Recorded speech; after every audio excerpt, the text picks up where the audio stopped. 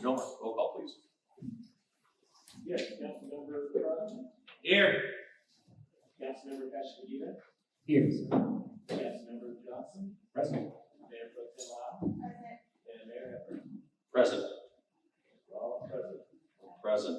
Thank you. City Council meeting study session for the following, which is a here presentation from Tri-City. Mr. Miller, please call for the representative from Tri-City who will be presenting. That would be Ricky.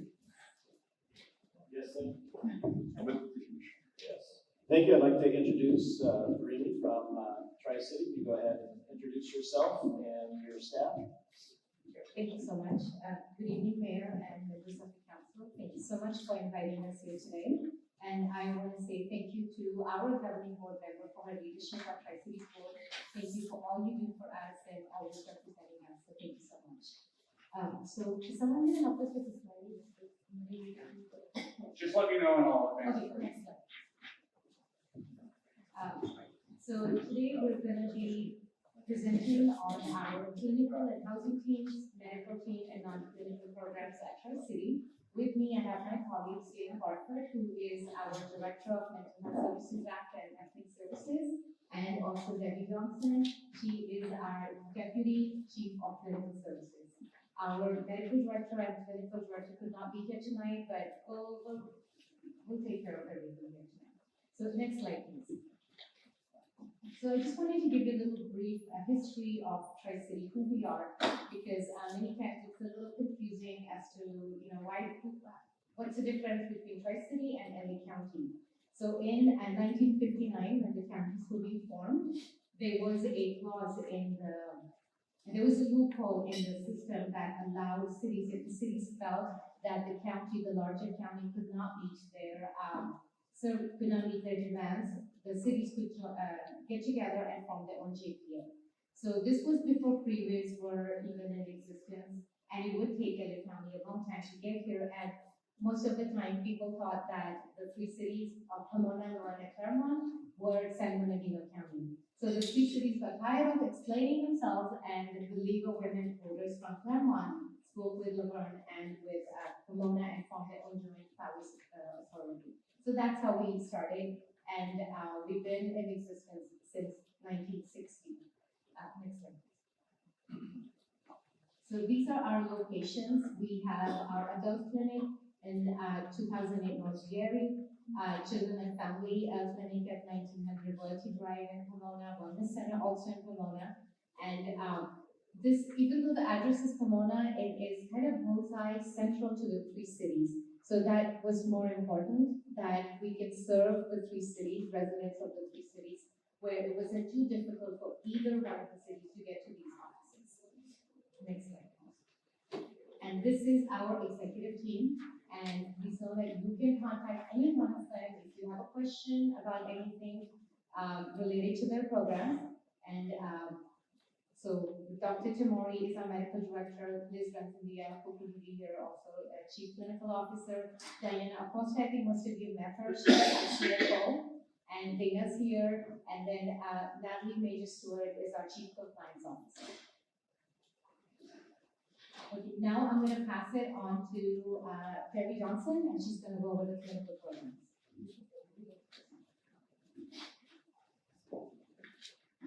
Hello, everyone. So we're going to talk a little bit about our program. So as you can see from here, we have a long list of services. And the way I think about it is we serve children, very, very young, infant, mental health, all the lifespan, all the way up to our older adults.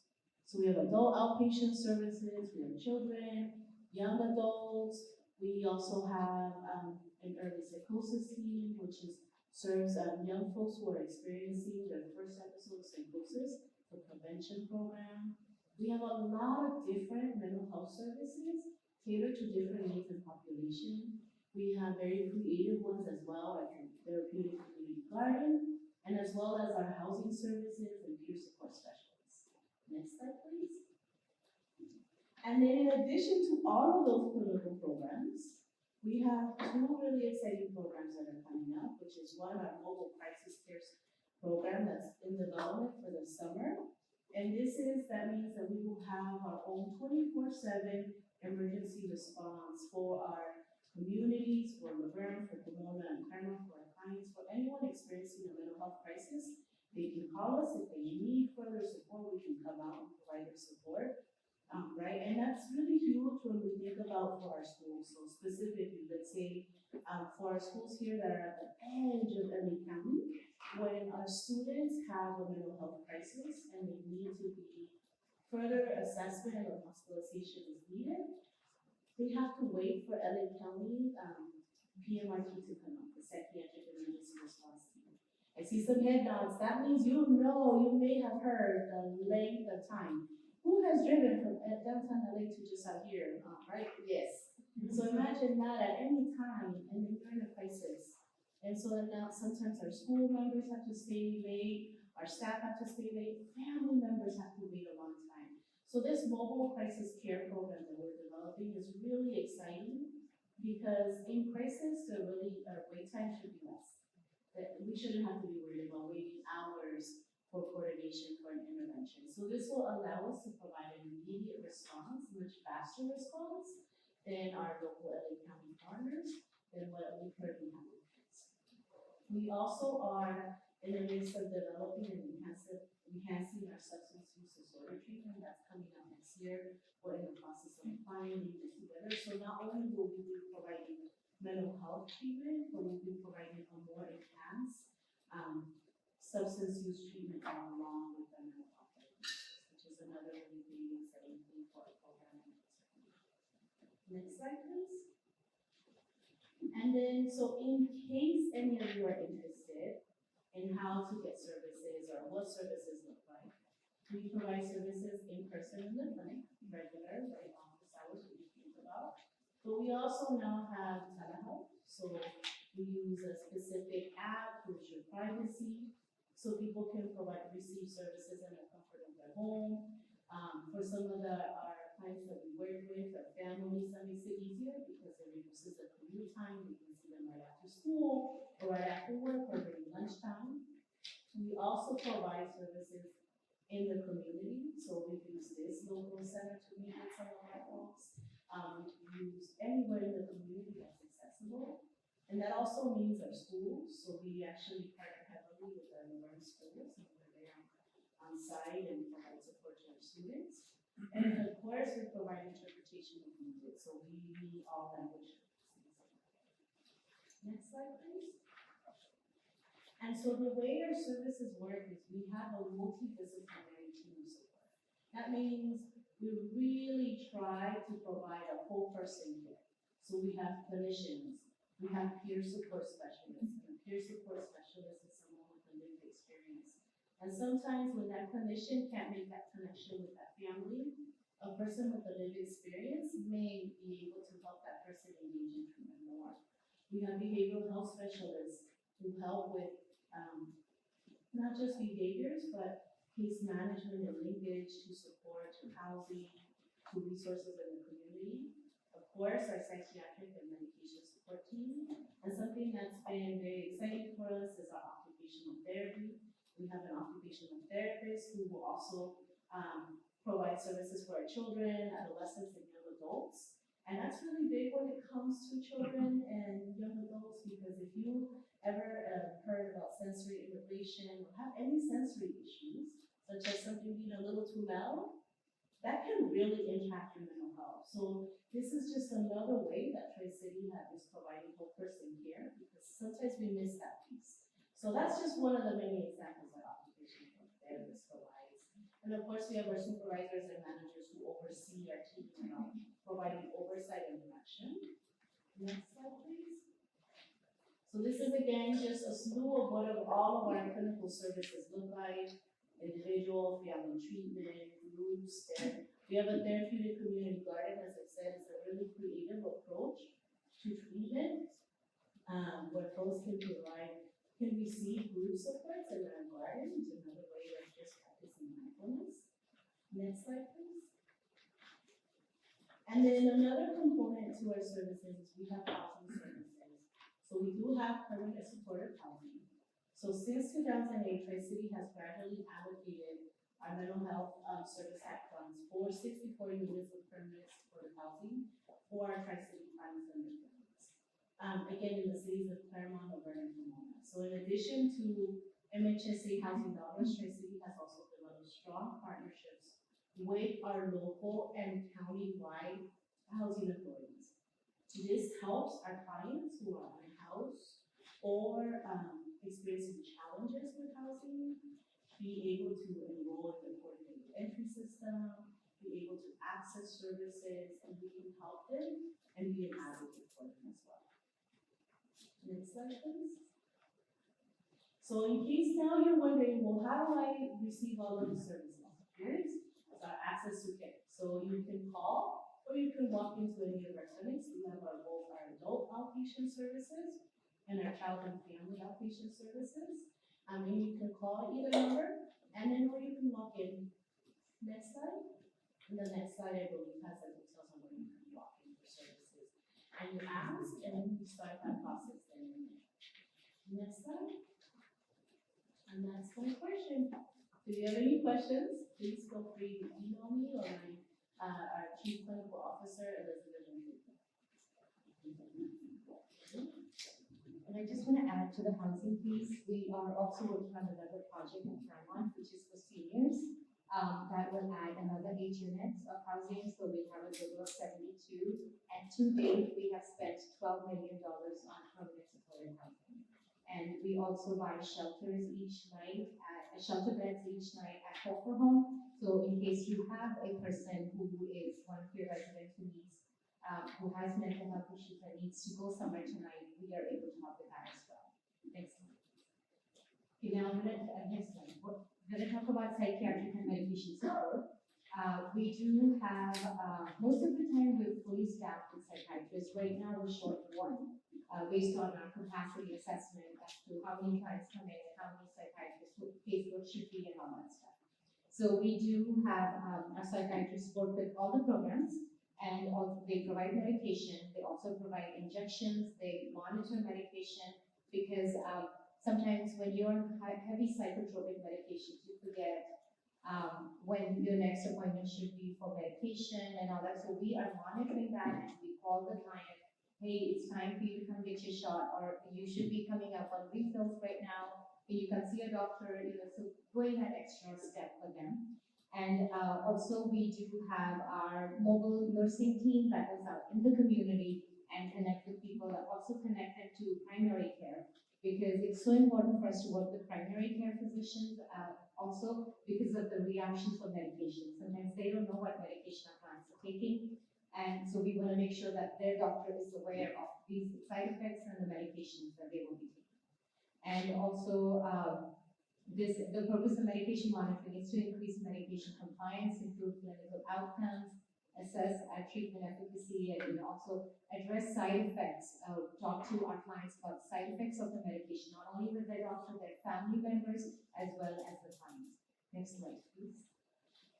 And we also, I don't know if you knew that we have our own pharmacy on site.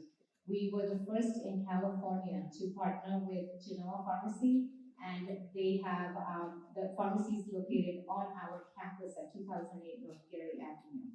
So what that has shown is that improvement in medication, more medication compliance with our clients. They see the doctor on this side of the building, and the doctor or the nurse will walk them across the hallway to the pharmacist. And they monitor medication, as well as they speak with insurance companies, get authorizations for various medications that our clients should be taking, work on the co-pays and stuff. And they have a very creative, they specialize in psychiatric medications. And they have different ways of helping our clients. Something little as your morning, afternoon, evening medication. They have the sunrise, fit to yellow. Then they have the after morning, whatever morning is blue, and then afternoon is yellow, and then the nighttime color. So this way clients can keep track of, this is my morning, afternoon, or evening medication. Next slide, please. And again, this has a peer review study comparing having a pharmacy on site has shown that consumers that have had 90% medication adherence rate, 18% lower emergency room visits, and 40% fewer hospitalization. And the goal at Tri-City is always to prevent hospitalization, because that is the first time of treatment, and we want to try and keep them out of that and encourage recovery, and recovery is only possible when they're not hospitalized. Next slide, please. And now I will invite my colleague Dina Barker, who's going to talk about, she oversees all the non-profit.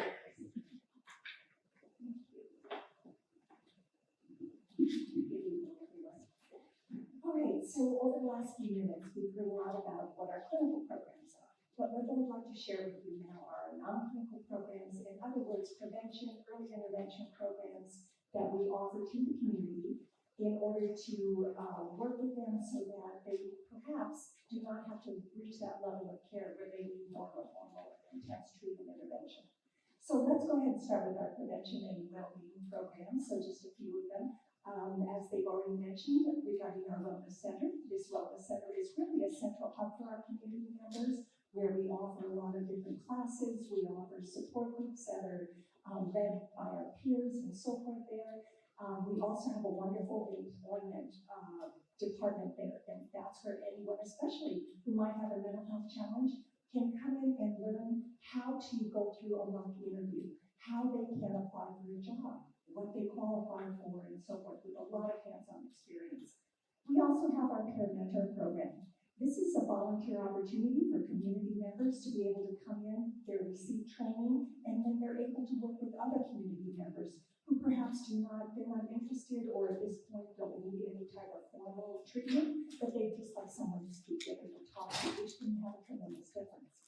Then again, our therapeutic community garden, which also has been mentioned earlier, where our community members and so forth are able, and even our clients are able to go into a garden setting, and that's where they are able to work a lot with mindfulness and also practicing techniques and skills there that really focus on healing and resiliency. Then we also have programs that focus on family, transition age youth, older adults, and these are hosted both at our wellness center, and so we have, again, these specialized programs for these specialized, really these populations that are in need of their own developed and created curriculum that really focus on their needs. And then, next slide, please. And now let's talk about community support. And I think this is a range of programs that perhaps you can identify with, because we do have a lot of personalized programs where we're supporting the City of La Verne. First of all, community navigators. So hopefully all of you are familiar with our community navigators, especially Daniel, who is he's based right here with all of you. And again, bilingual navigators who are able to provide linkage and referrals and a lot of resources. In addition to that, we also have community mental health trainings. So for our community members, for staff, for our law enforcement partners, everyone, we offer mental health first aid. We offer community resiliency models, CRIM, and some other ones as well.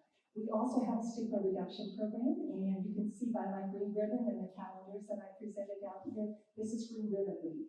So again, stigma reduction plays such an important role, because oftentimes for individuals who are seeking mental health services, this can be a barrier for them.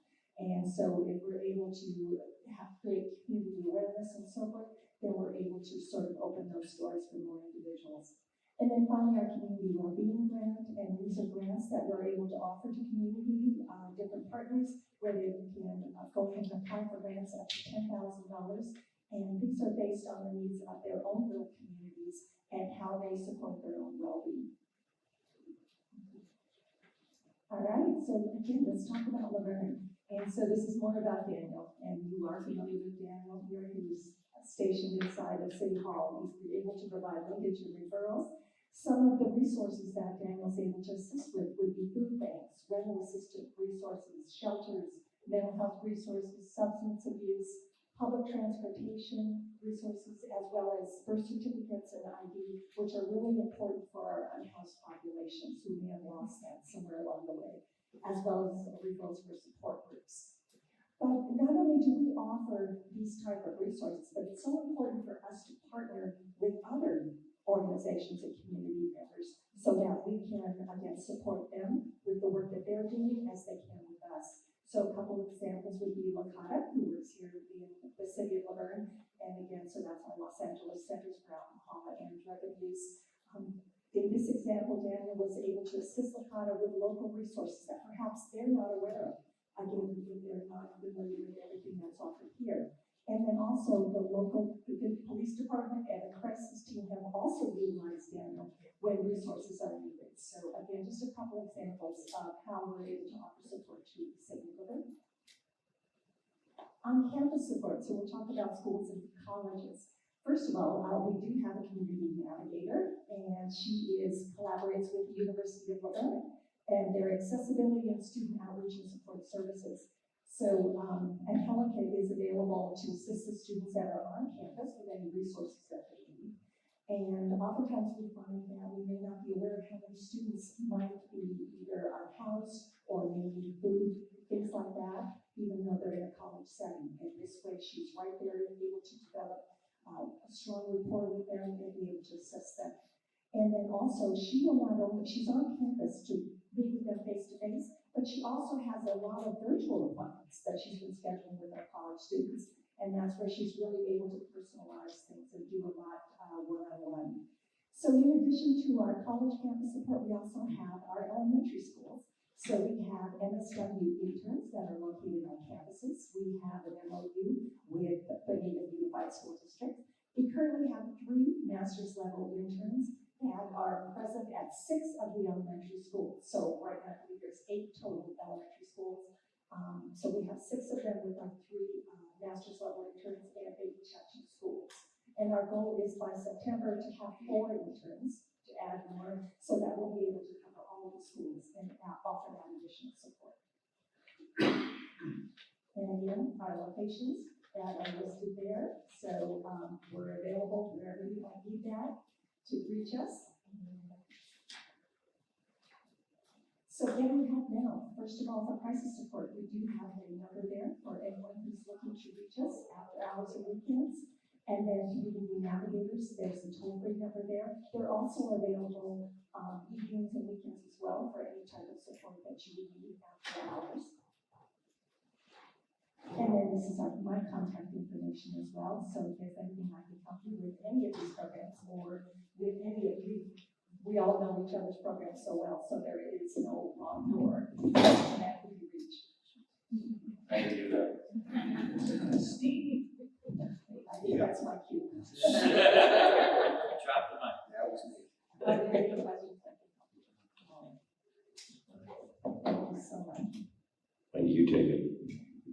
No, I just wanted to say thank you for coming and sharing the resources. I don't do it justice when I try to talk about it during meetings, so I really appreciate you being here.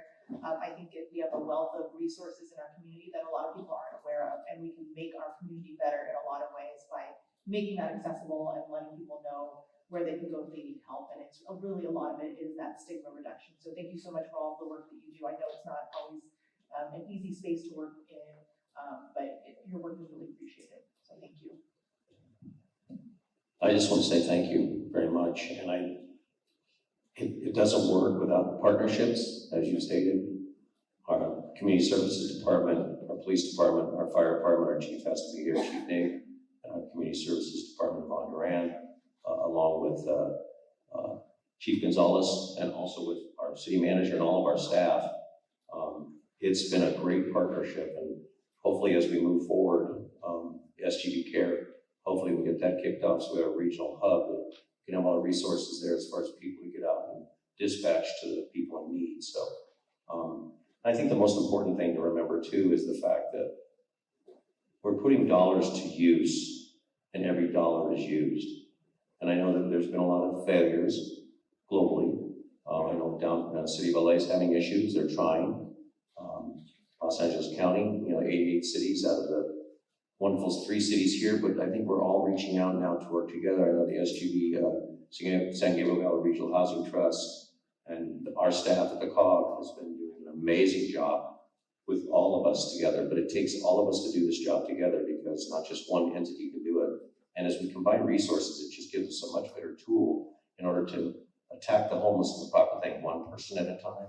And I know the mental illness situation is really serious, and the drug abuse. But if we can tackle that and we get more clarity from our governor and from the new laws coming on, that we can be able to take these people that don't have the right situation to be able to take care of themselves, and we can take care of them and get them off the streets and keep them from dying on the streets, which is the ultimate goal, to keep them safe and healthy. So I just thank you guys. You guys do a great job. You're like those unspoken heroes out there that are kind of all of us just moving around and taking care of these people one at a time. And the sad reality is with what's going on with our homeless population, especially the mentally ill, is that it may take 10 or 15 times. But that 15th time may be the time to get them off. Now, hopefully, some of them can stay longer. The problem is a lot of them once they start feeling better, they go back out again. But again, we're on the right track, you know. Councilman.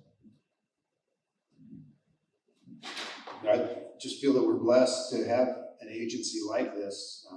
It's rather unique within the state of California. And we are very fortunate that past leadership in the city of La Verne, Claremont, Pomona, put this together when they did. So I'm glad it's still working. Thank you.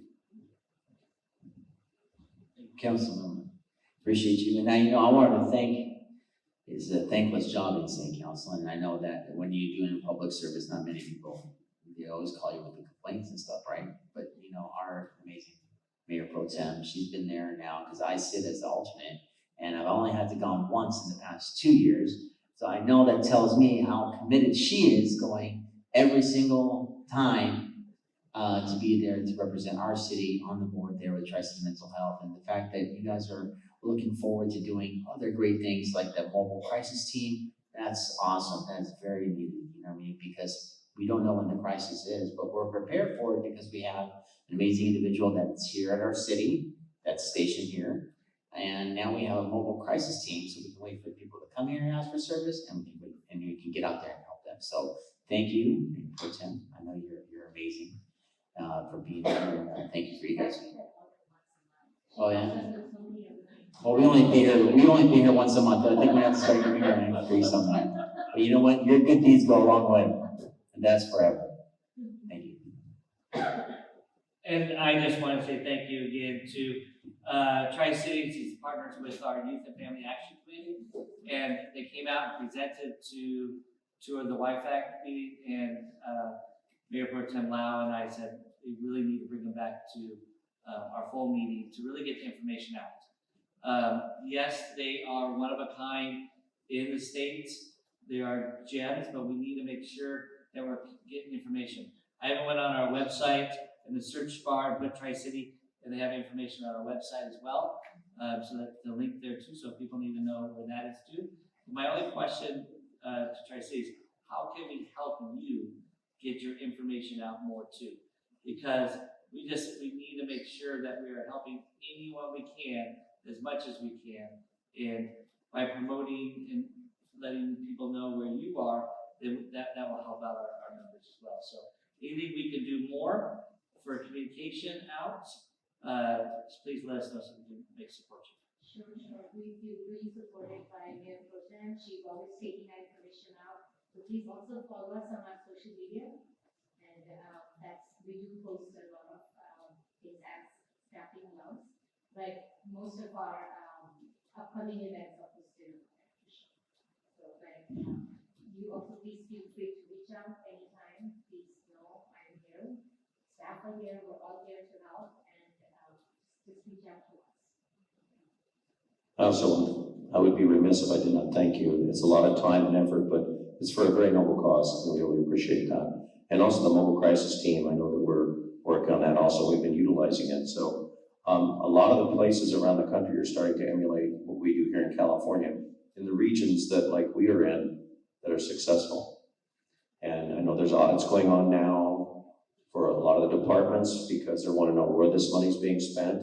And I know if they did an audit for us, I know it'd be perfect because of the fact every dollar is being spent wisely. But again, I'll just mention the San Gabriel Valley Regional Housing Trust. And we have great partnerships. I know we all work with them together, but it takes a team, and we have a really good team here between Mayor Pro Tem Lau and our city, our management, plus our fire, like I said, our community services, and also our police department.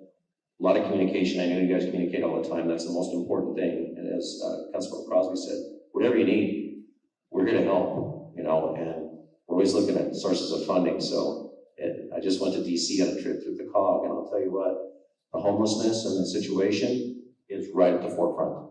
And there are dollars between the DOJ and the homelessness, the US Homelessness Committee.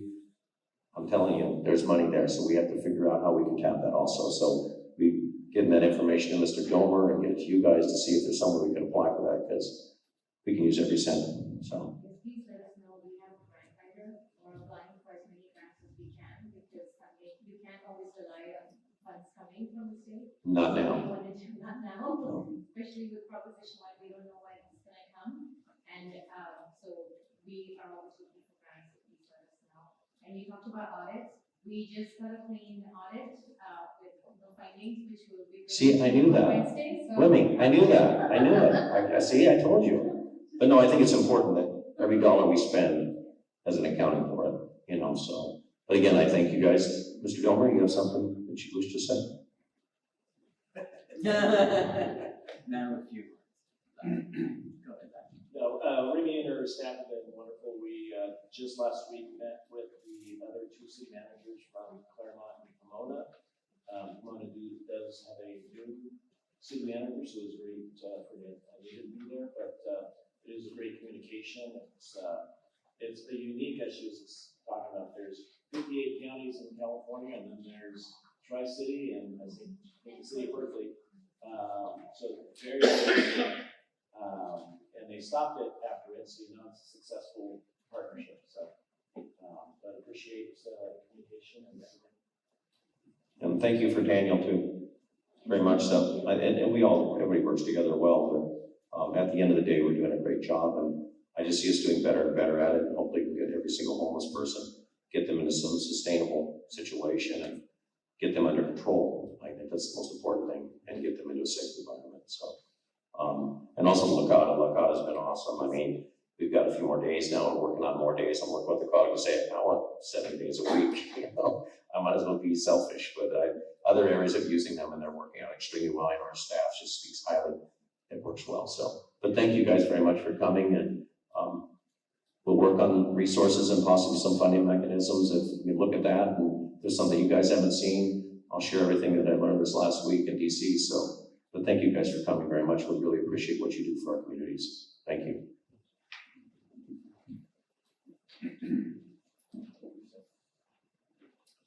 We're going to recess into our next council meeting, which starts at 6:30. We'll see you then. Thank you.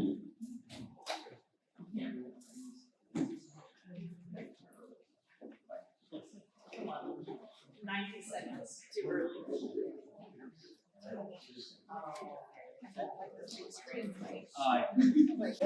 Hi, everybody. Hi, girls. Hi. Oh, can we do a little better than that? Hi, girls. That's what I like. There we go. Well, we're tickled to death you're all here tonight. We're going to celebrate a number of people tonight, and we're going to get started right here. We're going to call the meeting to order at 6:35 p.m.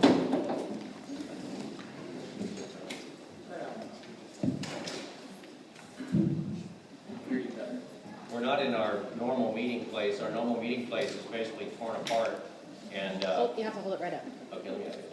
Just hold the other one further from your face. This one further? Yeah, Like that? further. Like that? Yeah. How's that, guys? Volume check, back row? We good? Girls, can you hear me? Oh, good. Well, anyway, we're doing ADA compliancy with our counters in our entrance to our building, community development, community services. So everybody's in the council chambers right now working to help our residents if they have issues, so we've moved it over here. So not because it rained, but because we're here. Anyway, with that, let's see here. I want to remind everyone that per the city's rules of decorum, all speakers, members of the audience, and council members are to conduct themselves with decorum and to not engage in conduct that interrupts the orderly conduct of the city council meeting. Also, public comment through Zoom will not be allowed until further notice. Public comments will be accepted at the meeting by those physically in attendance and the appropriate time. Tonight, we are very pleased to have, once again, one of our proud veterans, Kareen Morgan, Army E5, will conduct the Pledge of Allegiance for us tonight. Mr. Morgan, if you please. Mr. Morgan, I'm going to give you the mic. I was told to hold it like that. Hello, good evening, everyone. Will all active duty military, veterans, law enforcement, and first responders please render a hand salute, and all others place your right hand over your heart. Let's begin. I pledge allegiance to the flag of the United States of America and to the republic for which it stands, one nation, under God, indivisible, with liberty and justice for all.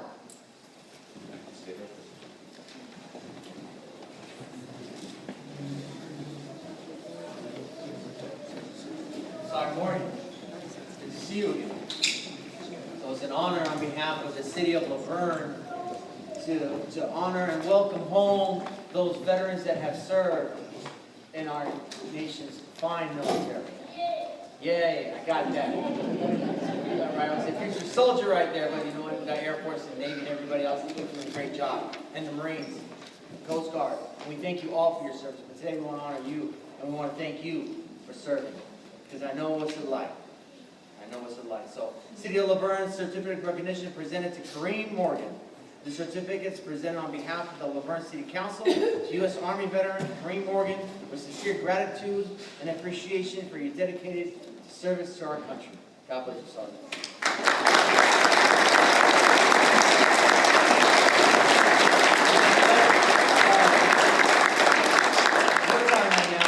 We want to know one thing.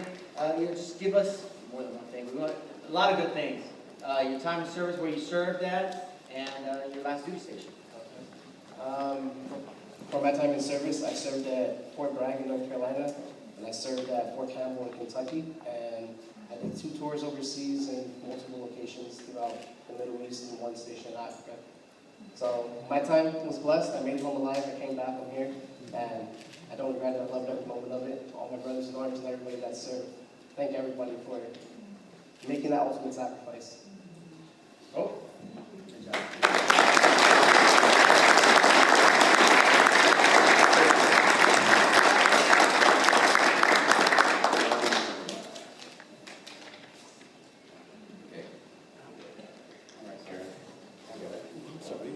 I'm just going right over you. The boss got to get it.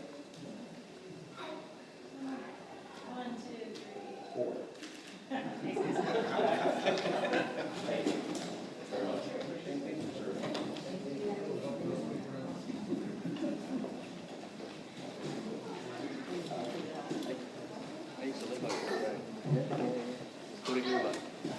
Thank you very much. Mr. Domer, should I do announcement first, or will you go right straight to presentations? I'll do roll call. Let's do roll call first. Yes, that's what I meant. Yes, and just for information, since we do not have a voting system, we will call out all votes after it's been made. So, Councilmember Crosby. Here. Councilmember Castaneda. Here, sir. Councilmember Johnson. Here. Mayor Pro Tem Lau. Present. And Mayor Evans. Here. Well, with that, I think we'll go straight to presentations. Mr. Domer, is that correct? Yes. Tonight we have several presentations, as we love everybody being here tonight. The first is a proclamation for Women's History Month. La Verne Historical Society President Sherry Best will be receiving this proclamation. Sherry, please come on up.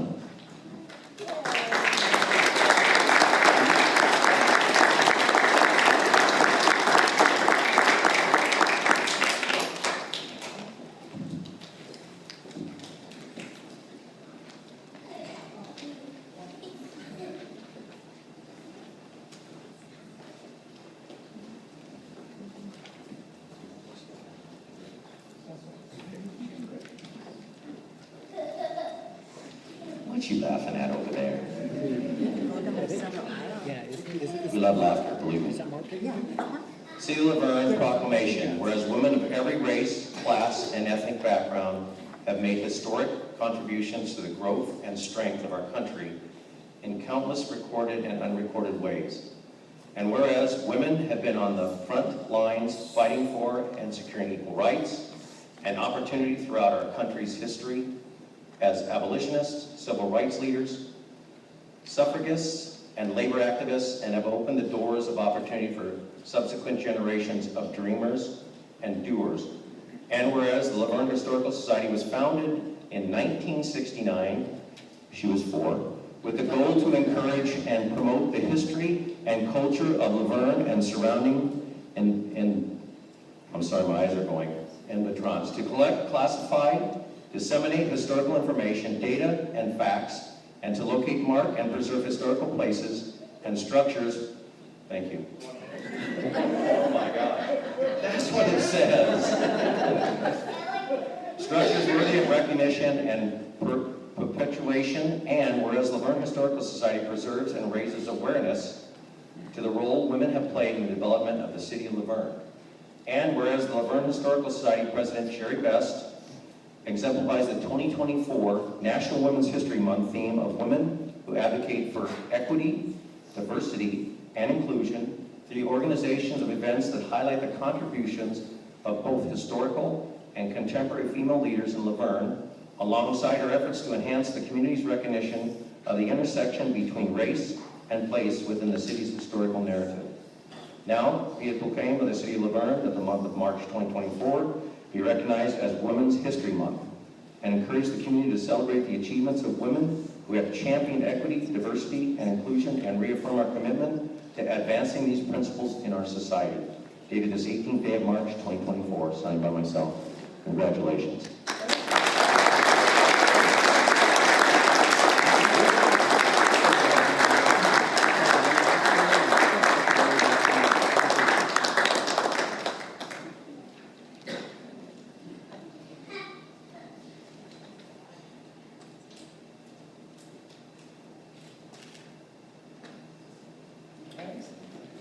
The microphone, please. Sherry, you're up now. Now, if you know me, you know I'm never without something to say. So I have prepared a little written statement here.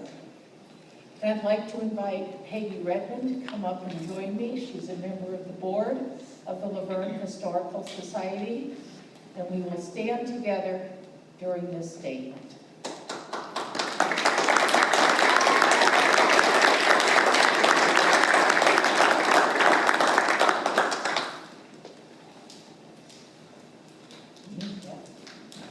On behalf of the La Verne Historical Society, thank you for the honor, and I accept this proclamation that recognizes the importance of women in our local and national history. When I was contacted about this proclamation, I was asked to say a few words and recognize some notable women who have shaped La Verne's past and present. This means then stating the accomplishments of several, which immediately creates the quagmire of omitting those whose names I don't mention. So I decided to avoid this potential minefield and instead recognize some of the future female leaders in La Verne and describe their accomplishments. The La Verne Historical Society, as you know, does not yet have a permanent place to house and showcase the many artifacts it has collected over the years. To partly address this issue, we accepted 12 display cases that once housed samples from the Azusa Gem and Mineral Society. The problem was, who would help with their restoration? The answer, the Scouts, of course. Yes.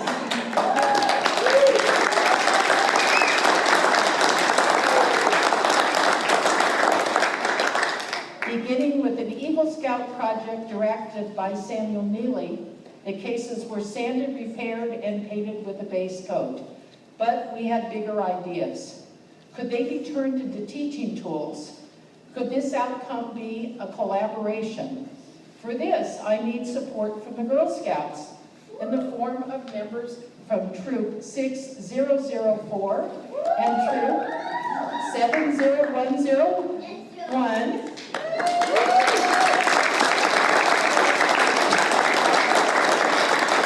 Who were guided by their leaders, Michelle Palomino and Aquila Piku, and by Claudia Berguan and Lorena Bautista. They rallied their scouts and came to my house for afternoons of painting, decorating, and lining our display cases. I am thrilled to report that a display case is now located in each of La Verne's 4 elementary schools, where LVHS members hope to visit and then talk to children about learning about state and local history.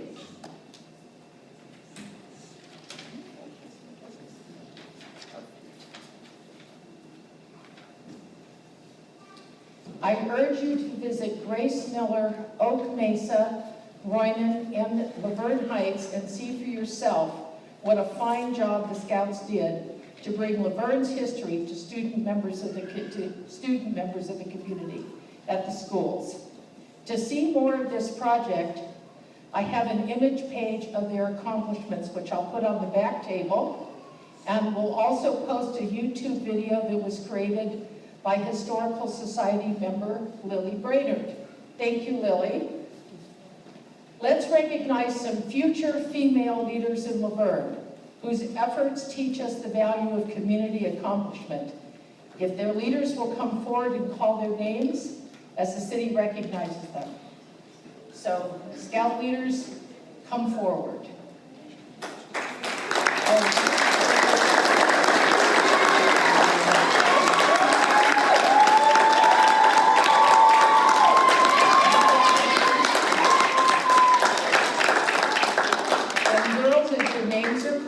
Please come forward. Yes, of course. Vanessa Palomino.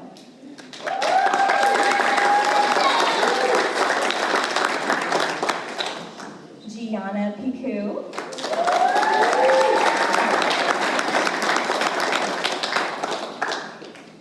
Charlie Evans.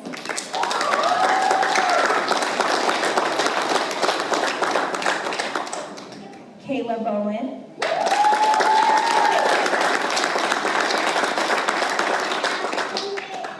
Melissa Gaffney.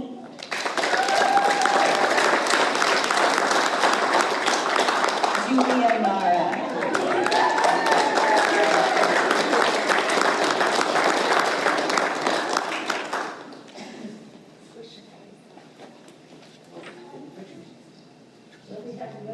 Are we ready? Yes. Sorry.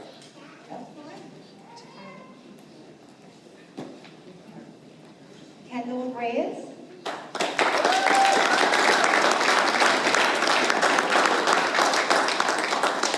Natalie Bautista.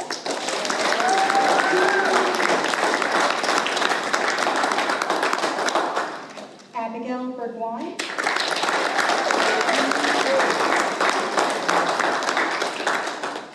Sarah Hall.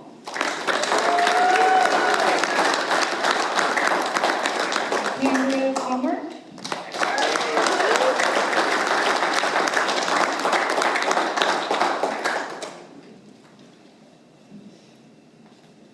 Is that everybody? Okay, round of applause, let's go, come on.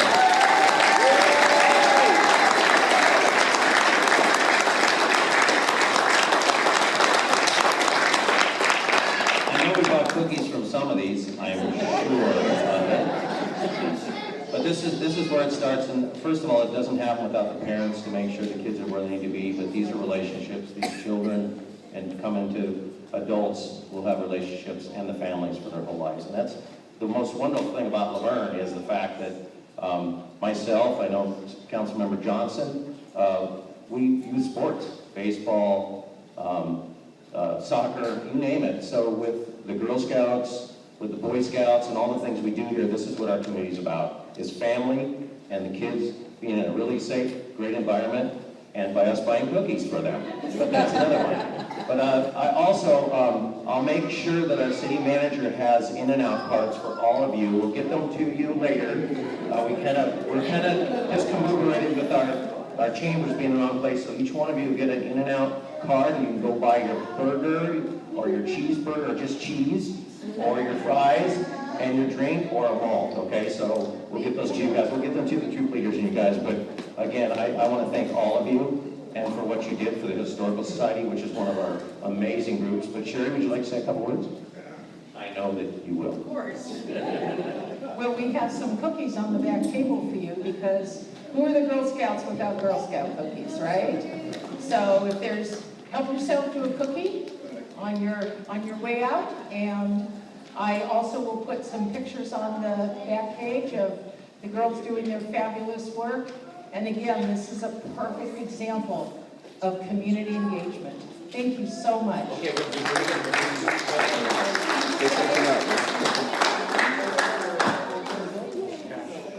okay, Mr. Domer, I want to move on these things, please.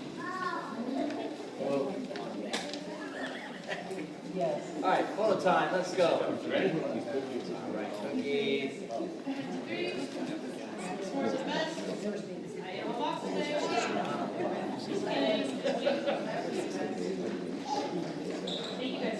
No, the best one's Samoa's anyway. Bananas are good too. Thank you all very much.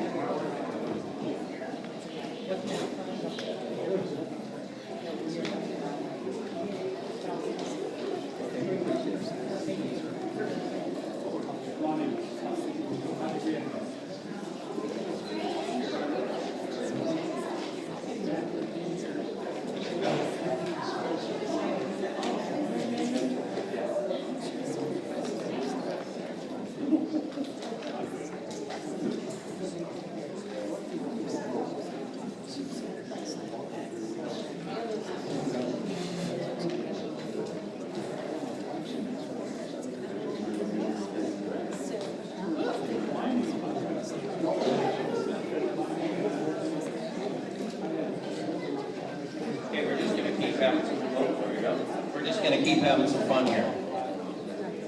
Now we move on. I'm gonna put my glasses on. Now we move on to the next presentation, the Pride of La Verne Awards and the Jack Huntington and Jim Scranton Awards. The Jack Huntington Award was named after S. Jack Huntington, who moved to La Verne in 1970.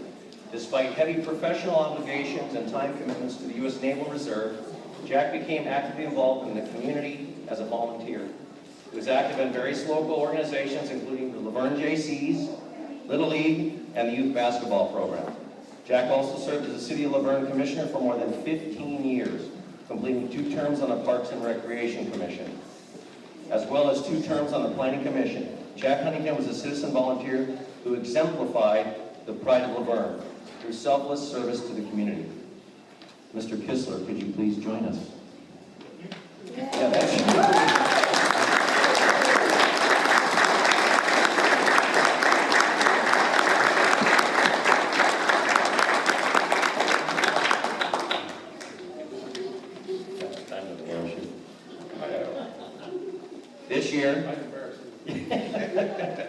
This year, the Jack Huntington Pride of La Verne is being presented to Terry Kistler. Round of applause, please.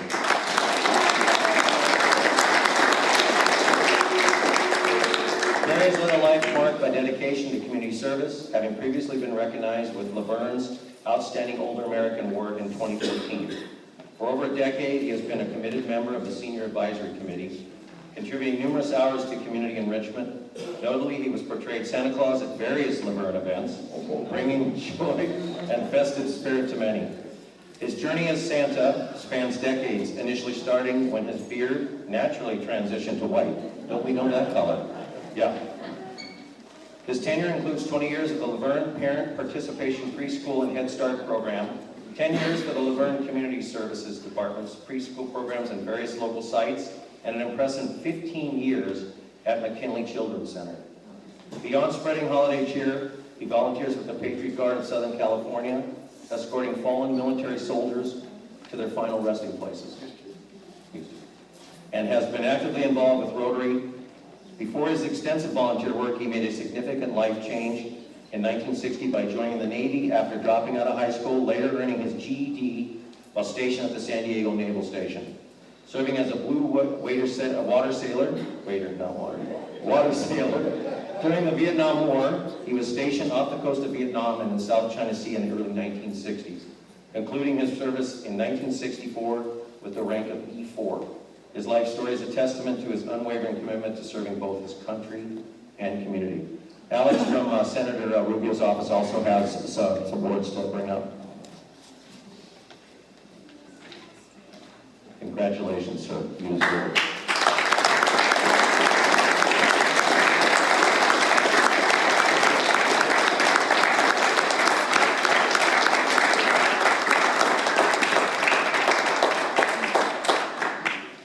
Hello everyone, my name is Alex. I'm with California State Senator Susan Rubio's office, and I'd just like to take a moment to thank Terry for all his community service, and not only his service to La Verne and the San Gabriel Valley, but his service to his country. It doesn't go unnoticed by any of us, and on behalf of Senator Rubio, thank you for your volunteerism and for your service to all of us. Thank you.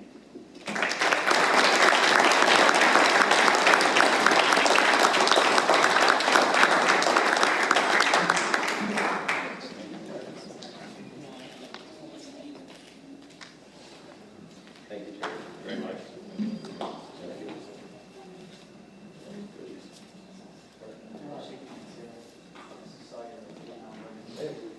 You're part of the Navy. Okay, you too. Thank you very much.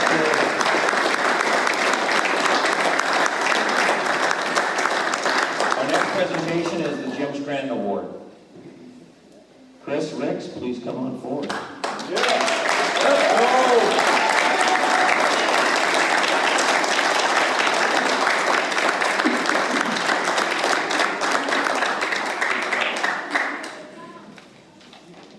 The Jim Scranton Award was named after longtime resident Jim Scranton, who was a member of the Youth Sports Committee since its inception.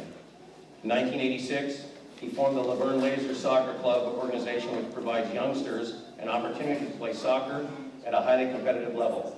Jim also spent 5 years in the City Sports Park Committee, which resulted in the development of 35 acres of sports field for the community, which we still enjoy today.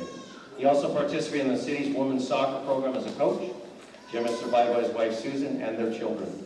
The Youth Sports Committee recommended that a Pride of La Verne Youth Sports Volunteer Award be named in honor of Jim Scranton. This year, the Jim Scranton Pride of La Verne Award is being presented to Chris Ricks. Chris has made a positive impact on our community with his selfless commitment to our community. Chris and his wife Anita, hi Anita, congratulations, she's actually the one behind it, come on. Round of applause for Anita.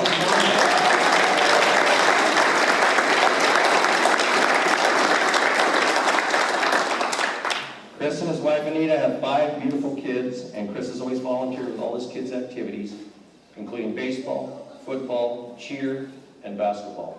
Chris is always involved in the community with coaching for La Verne Little League and LBSD Pop Warner. He has not only enriched the lives of those directly involved, but has also inspired and uplifted the entire community. Chris Ricks exemplifies the true spirit of volunteerism through his enthusiasm, leadership, and willingness to provide the kids with an amazing sports experience. His kindness, empathy, and ability to bring people together make Chris a standout candidate for this esteemed award. We are immensely grateful for Chris Ricks and his invaluable contributions. Thank you, Chris.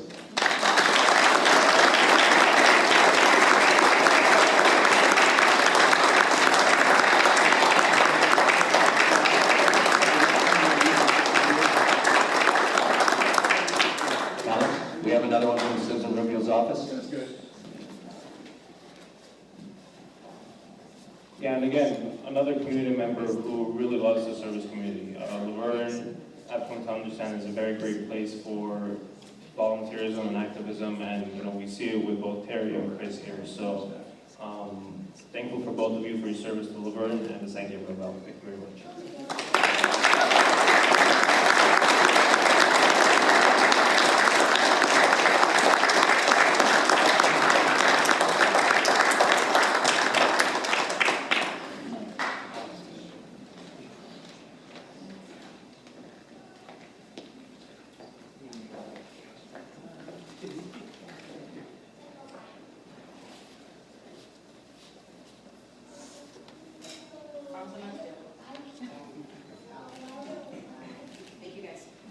Chris, would you like to get a picture with family?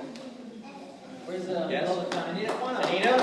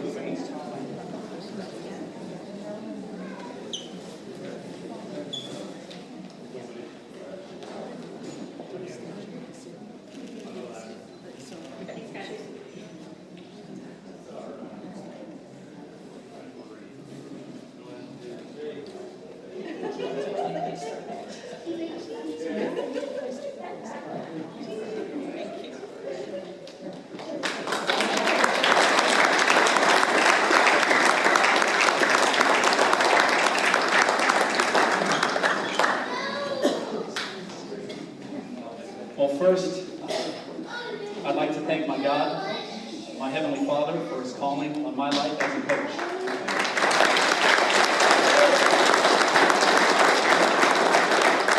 I'd like to thank my Lord and Savior, Jesus Christ. I give Him all the glory, and I keep none of this for myself. And I want to thank you, the La Verne community, for all that you do, for your leadership. And I want to thank my queen, my wife, Anita, my greatest teammate, my greatest blessing, and thank you for empowering me and all the time at home and allowing me to coach our kids and the kids of our community. And thank you for your impact as a cheer coach and as a light in our community. I love you.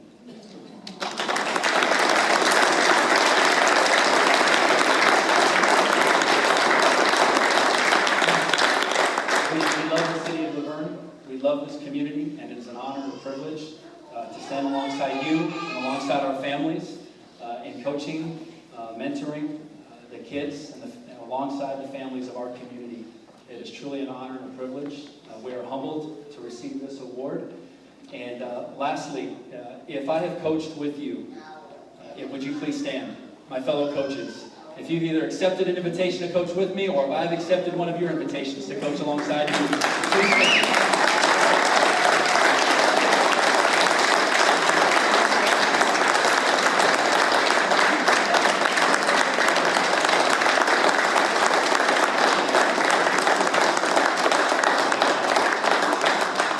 Gentlemen, thank you for being lights in our community and coaches, and it's an honor and a privilege to coach alongside you guys, and I accept this award on behalf of us. I love you guys.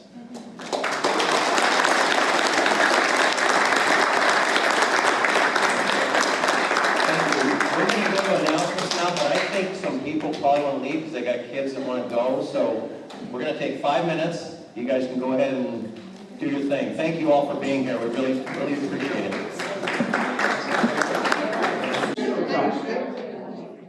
I really don't know what to say because I didn't expect this, even though I did a lot of Santa Claus in Chimney for 20 years. I did a lot of private homes also. I did the fire trucks and the work in the fire truck. I can't remember everybody's else, but here's my backbone. I hear my wife right there.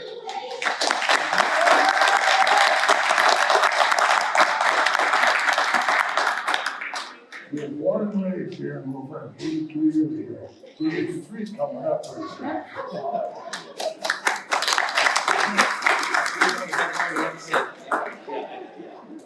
You never learn. There's 63 years here in La Verne. It's been wonderful. Yeah. And thanks again for the honor. I appreciate it. We couldn't do La Verne in the way it is without people like you donating the time to make it an even more special place. Well, you guys do a great job, and thank you for being Santa Claus for 20 years.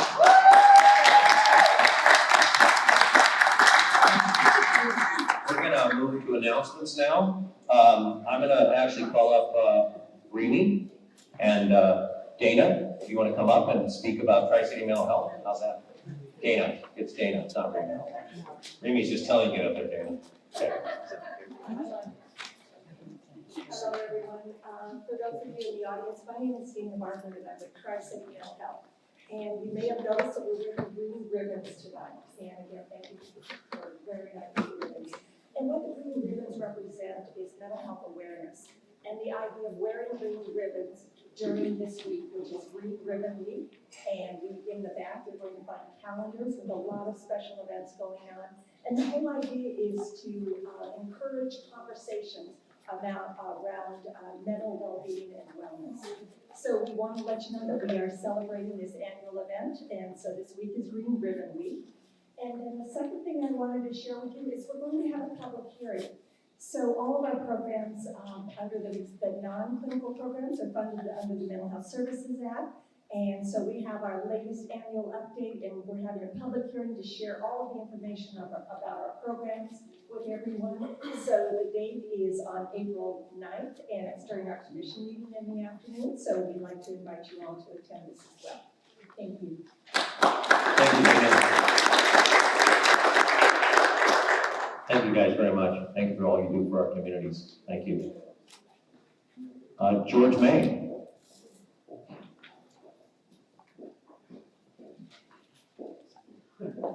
Good evening, Mayor, council members, city staff, and Laverne residents. I'm here to talk about events that are happening at Laverne Library. But before I go any further, I just want to say that what I present before the council every month is not a comprehensive list of events that we have. It's ongoing, it changes, so the best thing to do is to go onto our website, visit.lacounty.library.org/events, and there to search for Laverne Library, and look at our upcoming community events. We have programs that are in the pipeline, they're getting ready to be approved. Once they do, they will be posted on our upcoming events website. So again, this is not, what I say here is not comprehensive by any stretch of the imagination. So keep checking our website every week, every 2 weeks, and you'll see more stuff being posted. So what are events that we have throughout the year? It's called our Smarty Pants Storytime Sessions. They are for 6 weeks. And then our children's librarian, Rosa, takes a break for 2 weeks. Programs are for ages 2 to 5 with a parent or caregiver. They are every Friday from 11 a.m. to 12 p.m. Attending children will enjoy books, songs, rhymes, movement activities, and also learn school readiness skills. All events that I'll be discussing tonight have limited attendance, so registration is required. You can do that by going to the library, signing up there, or going online to our website and registering that way.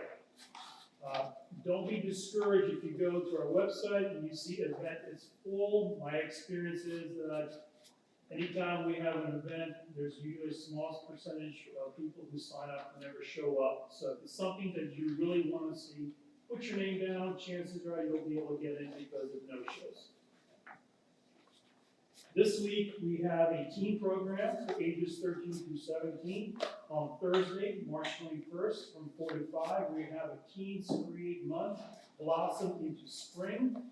Attendees will learn about basic planting and caring for potted flowers, and then they'll have a chance to decorate a mini ceramic terracotta pot with acrylic paint. Again, attendance is limited, so registration is required. Then at the end of this month, I think a lot of this will be a very popular event. It was popular last time we had it. It's design your own stylish eclipse glasses. This is going to be Saturday, March 30th from 2 to 3. We're actually going to be, this program will talk about the solar eclipse, why it happens, what it's all about, and then you'll have the opportunity to decorate solar sunglasses that will be provided at the program, so you'll be able to watch. Make sure they work. Thank you, George, please. Yes. And so you have an opportunity to decorate your glasses, but the key is that if you want to get the solar eclipse glasses, you have to attend the program. They will be handed out at the end of the program. And this is for all ages. And again, attendance is limited, registration is required. In this case, you may want to do it right now because it will fill up. Last time we had this, we had over 350 people attend this program. So, and then our last program, but not the least, is occurring on Wednesday, April 17th from 5 o'clock. It's called Bilingual Show. We'll be celebrating Dia de los Libros, Baila as a band. It's a bilingual band. It's a show for the whole family, and they celebrate through fun rhythms and interactive games. They'll be discussing Spanish vocabulary, expressions, and Latin culture. And this is for ages, this is a children's program, ages 0 through 12. Again, registration is required, so again, you can go inside the library, or you can go online and take care of that. Thank you. Thank you, George, very much. We should really utilize the library. It's got so many amazing things going on. Josh. Good evening, Mayor, Council members, city staff, residents. I'm here with two announcements. I'll start with I'll put my Chamber of Commerce hat on first. Friday, March 29th, that is when the La Verne Chamber of Commerce scholarship application is going to close. Through generous donations from our members, the Chamber will award $2,500 in scholarships to graduating high school seniors who attend school or whose primary residence is in La Verne. Additionally, this year, we're going to add a second scholarship this year in memory of Terry Muse. This scholarship is going to be called the Trade and Technology Scholarship, something that you really care a lot about, specifically designated to students who are planning to attend vocational programs after high school. For more details about that, you can, or eligibility, you can visit the Chamber's website.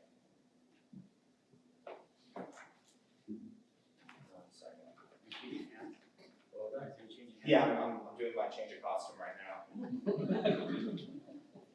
I'm just covered in green, not because it's St. Patrick's Day, it's because it's the waste management trucks. So I'm excited to announce that through working with the Bonita Unified CTE program, we're going to be launching a pilot program, so to speak, for internship opportunities this summer. These are going to be offered to two seniors who attend Bonita and St. James High School, and we're really excited about it. It's going to give them a lot of great exposure to what it's like, working in this type of field, but also the type of experience they need to apply and interview for a job. So through talking with Vanessa, who's the CTE counselor, we discussed that we're going to ask them to write cover letters. We're going to conduct a formal interview, just so that these are really good skills that they can get when they decide to go on to that next chapter of their lives. Some of the things that they'll get to do, they'll get to work with our operations staff, so they'll kind of get to see how the sausage gets made.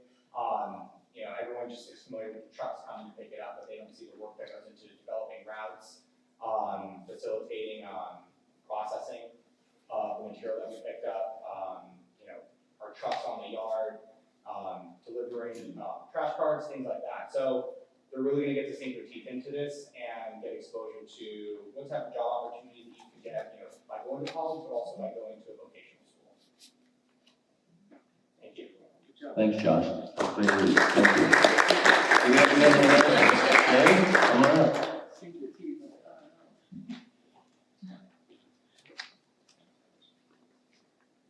I forgot to fill out a blue card, sorry. We have no blue cards, but that's okay. They're over in the office somewhere in their pile. Don't worry about it. Okay. We know who you are. Yeah, okay. A couple announcements from the La Verne Historical Society. First, thank you again for this beautiful recognition. And now that our ego wall is filling up, what we really need is a permanent place to put all of our artifacts of the Historical Society, but you've heard that before. This Saturday is the city-sponsored Excellent Adventure. And the La Verne Historical Society truck is going to be there. It went out this morning for an early morning shakedown cruise. And it will make the distance, and it will be parked in front of the La Verne Heritage Park for all of you to admire. So come see the truck dressed up in its rabbit ears and ponytail, ready to be the Easter bunny for people who want their picture taken with it. Secondly, I want to remind people that on your way out tonight, look in the display cases. The Historical Society has a display case filled with a number of artifacts that were given to us by a person who lives in La Verne in memory of her aunt. So we always appreciate those kinds of things and like to display them. And finally, on the 6th of April, look for us at the community art sale. We'll be there selling jams, jellies, marmalades, books, t-shirts, lots of vintage and other useful household things to continue to fundraise, because the next step is to put a bed on the truck. Thanks so much. You can also do membership while you're there. And our membership forms will be on the back table. So let me ask you now, if you're a member of the La Verne Historical Society, would you stand up? Oh, and if you're not, membership forms are on the back table there. $20 for a single member, $25 for family membership, and tonight we had a $200 membership from Lily Brainerd, so she'll never have to pay again. She's a life member. Thank you. Thank you very much. Any other announcements? We do have one announcement, I think. Is that correct, Mayor Pro Tem Lau? It's someone's birthday in the room tonight, so as we usually would embarrass them tremendously, so. Meg McWade, who's scrunching over there right now, it's her birthday, so. 1, 2, 3. Happy birthday to you. Happy birthday to you. Happy birthday, dear Meg. I love that color. Happy birthday to you.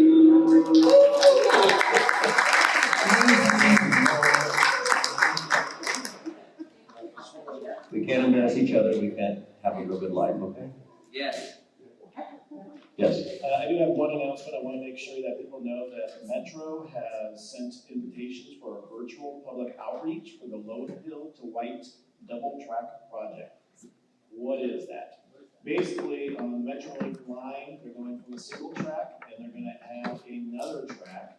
But to do that, there's a lot of changes that come along that area. So this meeting is on Wednesday, March 20th from 6 p.m. to 7:30 p.m. You need to register, pre-register.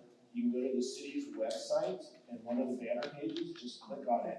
It'll take you to that registration. So the main city website, once it gets to the La Verne double track Metro, Lone Hill double track, I should say. Click on that, it'll take you to the pre-registration. So the purpose of the public outreach is to discuss the proposed changes, mostly to the Metrolink crossing at San Dimas Canyon Road. So those 3 communities that are south of Arrow Highway that currently exit, egress, enter on San Dimas Canyon Road, you will want to be part of this to learn about the changes that are coming to San Dimas Canyon Road as you exit your community. So again, if you need to give the city hall a call, or you can send an email to cityclerk@cityoflaverne.org, and we'll make sure you get that information to pre-register for the Zoom. It is an online virtual public engagement. And you get a lot of information, but this is their first step. They are going to be at one of our next city council meetings, and then also they're going to be at the San Dimas City Council meeting following that. So That affects White Avenue, Arrow Highway, and beyond. this one in particular affects San Dimas Canyon because they will be proposing to restrict access out. But yeah, the whole double tracking, and then again, once we have the A line, goal line, middle line, there's gonna be a lot of access there, so. That line. 4, 5 sets of tracks there on White. Lots of tracks. Yeah. More to follow. Thank you for that, Mr. Gilmore. Any other announcements? Council, any announcements? We'll move to consent calendar. Now we move on to consent calendar. Items on the consent calendar are routine and will be enacted by one motion unless a member of the city council or a member of the audience requests a separate discussion. Councilors, any request to pull any of the items off of the consent calendar? No? Mr. Gilmer, any requests to pull any items? There were no requests, and we will have to do a roll call. Move to approve the consent calendar. Second. Okay. Who's that kid? Who was that guy? Nice haircut. Thank you. You're welcome. Roll call vote, please. Mr. Dover. Councilmember Crosby. Yes. Councilmember Castaneda. Yes. Councilmember Johnson. Yes. Mayor Pro Tem Wow. Yes. Mayor Hepburn. Yes. It's a 5-0 vote in favor of the consent calendar. Thank you. Moving on to other matters, we have 4 items tonight. The first matter is AB 481, Military Equipment Use Policy Ordinance. City Manager Domer, please call forward the staff member who will be reporting. I'd like to call up for his 4th time, Lieutenant Corey Lee. Clippers County. That's how it works. You know, when City Hall moves around, we just roll everything. It's fine. Can't walk slow, you could pull it in front of you, so. A little higher. Just hold it. Is there? That's okay. I'll make it work. Good evening, council, mayor, Mayor Pro Tem, city staff. I'm here to present tonight our annual AB 41 report. If you recall, the state legislature enacted a law that says that each year we have to report to our governing body, which is you, city council, a summary of the equipment that's outlined under 41, a summary of complaints received, internal audits, the equipment that we do have as outlined in 41, the quantity and type of that equipment is coined as military equipment, and any additional equipment that we intend on acquiring next year. This is such things as armored vehicles, munitions, diversionary devices, and chemical agents. This particular year, we obtained some things that council approved the prior year. One of those is the Bearcat. The Bearcat has been something that's been a great addition to the city of La Verne. It's been used in a multitude of operations, and it's employed by the patrol staff as well. So sort of think about the Bearcat as just a big piece of, a big shield. It's built on a Ford frame, and it's ballistic, so it's something that's been great for our community. Along with that, we have some items that we want to acquire next year. With the budget approval. And some of those things are additions of 40 millimeter launchers. We added 7 last year to complement half of the patrol staff. We're going to add 7 more so the complete patrol staff has those pieces of equipment. We also want to add a munitions pole. This is something that's used on, if you have a barricade of a vehicle or a home, we're going to insert something into the house. It could be something simple like a cell phone, or it could be a flashlight, or CS gas. It keeps the officer safe, and they can do it from behind cover. The last area that we want to increase on is the area of small unmanned aircraft, or drones, as you all know them. Drone technology changes from year to year, and the laws change from year to year as well. And that's something that will be coming to all of you as the budget's coming from you. We ask for your support on those areas. They're important for us, and they also increase our safety for our officers and our community. So I am asking that the council waive for the reading of the ordinance and adopt.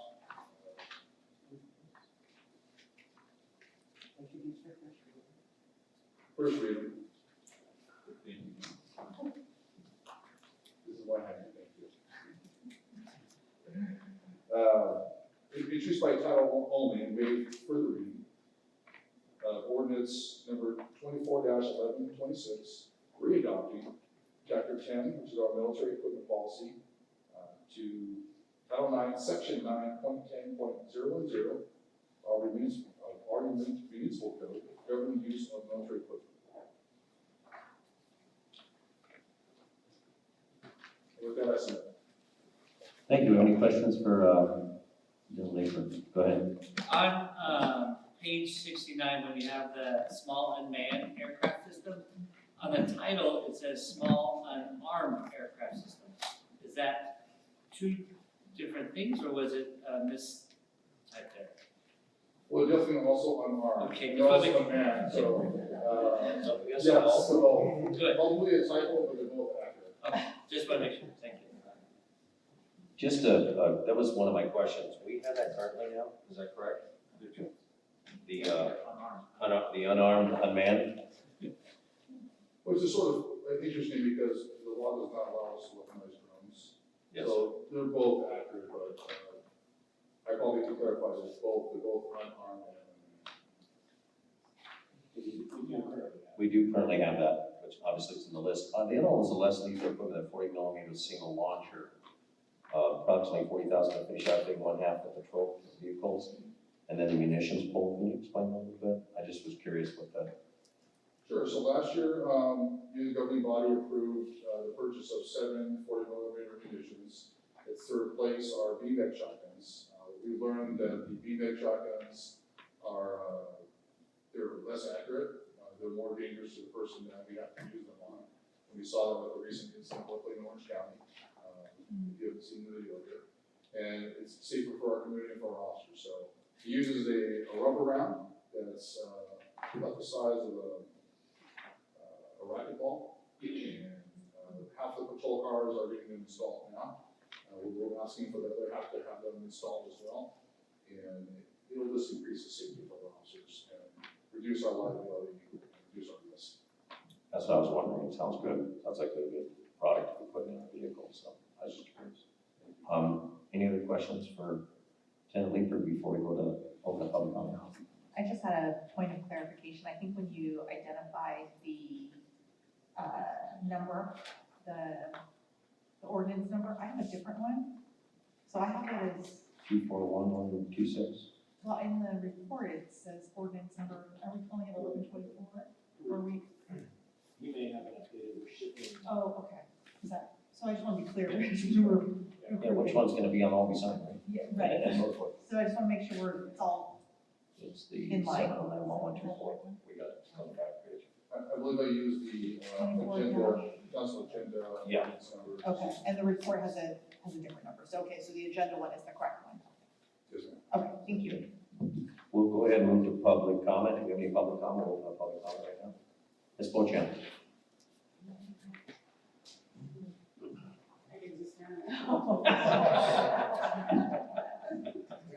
I would, good evening, Mayor Pro Tem, and council and staff. I would ask that you approve these measures for the Police Department for the safety of the residents and surrounding communities. I don't know if you saw the video from the Sonoma County Sheriff's over the weekend, where a sheriff was unfortunately fatally shot, killed. It is, just watching that video, 16 minutes, you can see how something as simple as trying to go after a suspect turns into a full-fledged gunfire war, like literally. I mean, seeing the shots fired, seeing blood on the cars, this is real. This isn't a movie, this isn't sci-fi, this is real life, what we are living in. And you have the power to give the police department the ability to save the residents and, of course, yourselves as well. So I fully agree with this, and I will hope you do the same. Thank you. Thank you, Ms. Bochamp. Any other public comment on this item? We'll go ahead and close public comment. Council, any other comments? Just to thank you, Ms. Bochamp, for that. We do agree the safety of our officers means the safety of our residents. So anything we can do to give them the tools to keep us all safe, that's important. So with that, I'll ask for a motion. Motion. Second? Second. I think Councilman Johnson got you first, he just louder. We did. Roll call vote, Mr. Domer.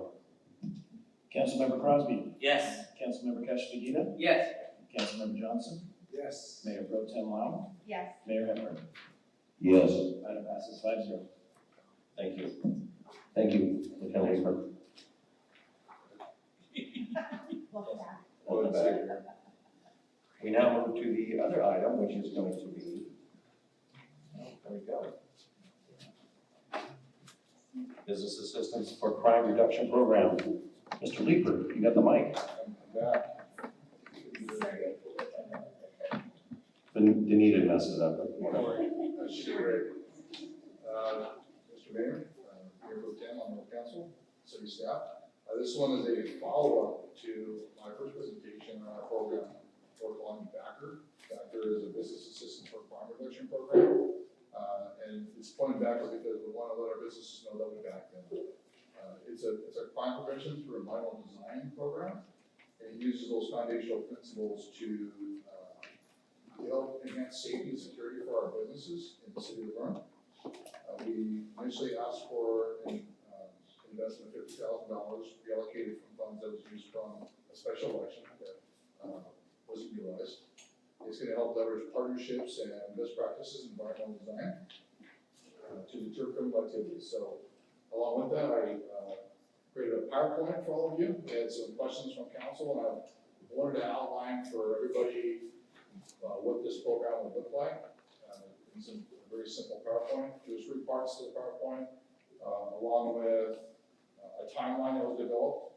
I think we should give timelines to our program so we get marks, and our community should expect that from us and could hold us accountable.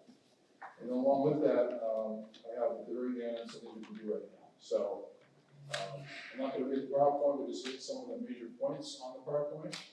We're going to, part 1 is the design and dairy technology portion. So our objective is to redesign areas to reduce criminal activities. It can be things such as increasing lighting. It could be looking at cutting bushes down. It could be through an active program like putting signs out in some places that have cash inside. Some very simple things. But the partnership with the businesses and the property manager is going to be key for that. We really don't see a huge budget need for that because we're going to be asking our property managers and business to make investments in themselves to show them how in the long term it can help them save money. The defensive space theory is the basic foundation of the community prevention, crime prevention through environmental design.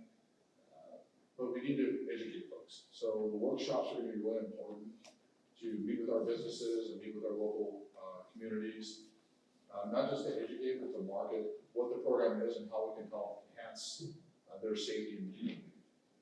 The staff is going to be a huge part of that. And one of the foundations of the timeline is going to be providing basic training to the partners that are identified through our city staff, what this looks like. So this particular week, in fact, Detective College Force is at training to become a master of this. And he's going to be our department's representative for our backup program. And we're really excited about that. The third part of part 1 is the smart technologies. It's the Internet of Things, which I know that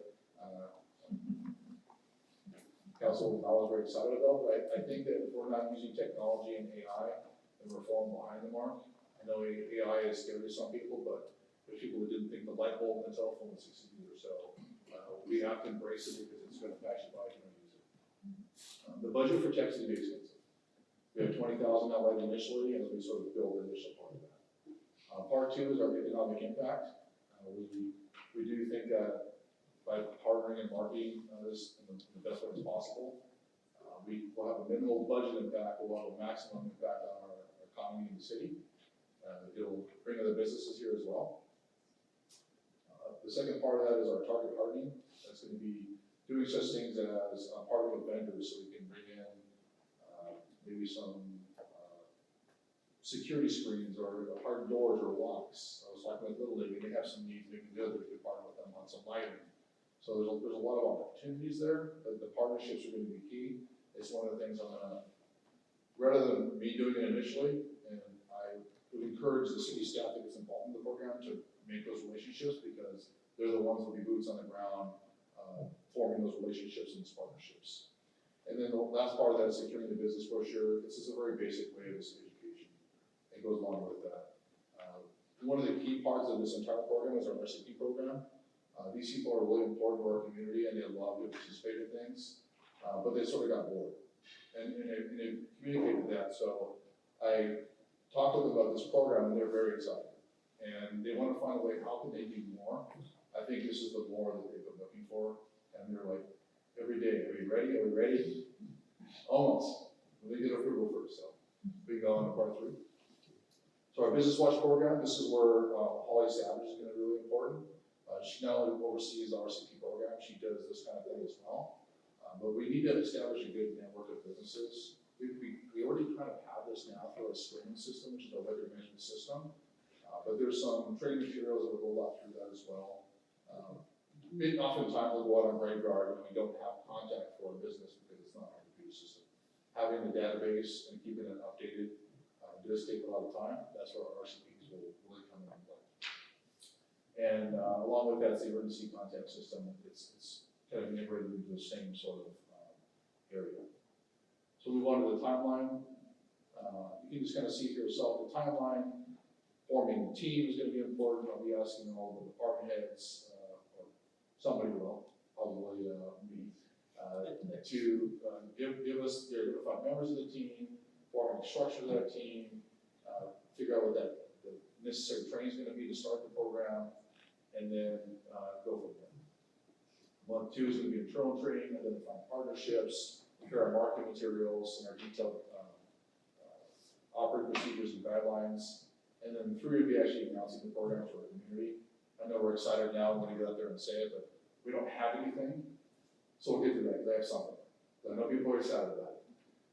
Going to 4, 5, and 6, it actually starts the application process, doing site visits and such, and really creating some type of format we can go out and evaluate businesses and look at how can we help each individual business, what's sort of the need.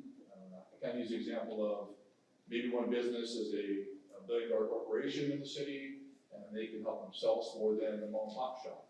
So analyzing that and having an analysis of where we put our dollars, because our dollars are very valuable and they're not very plentiful. So we might be able to have an opportunity to partner with those big corporations to help our little businesses as well. And they work together like a symbiotic circle.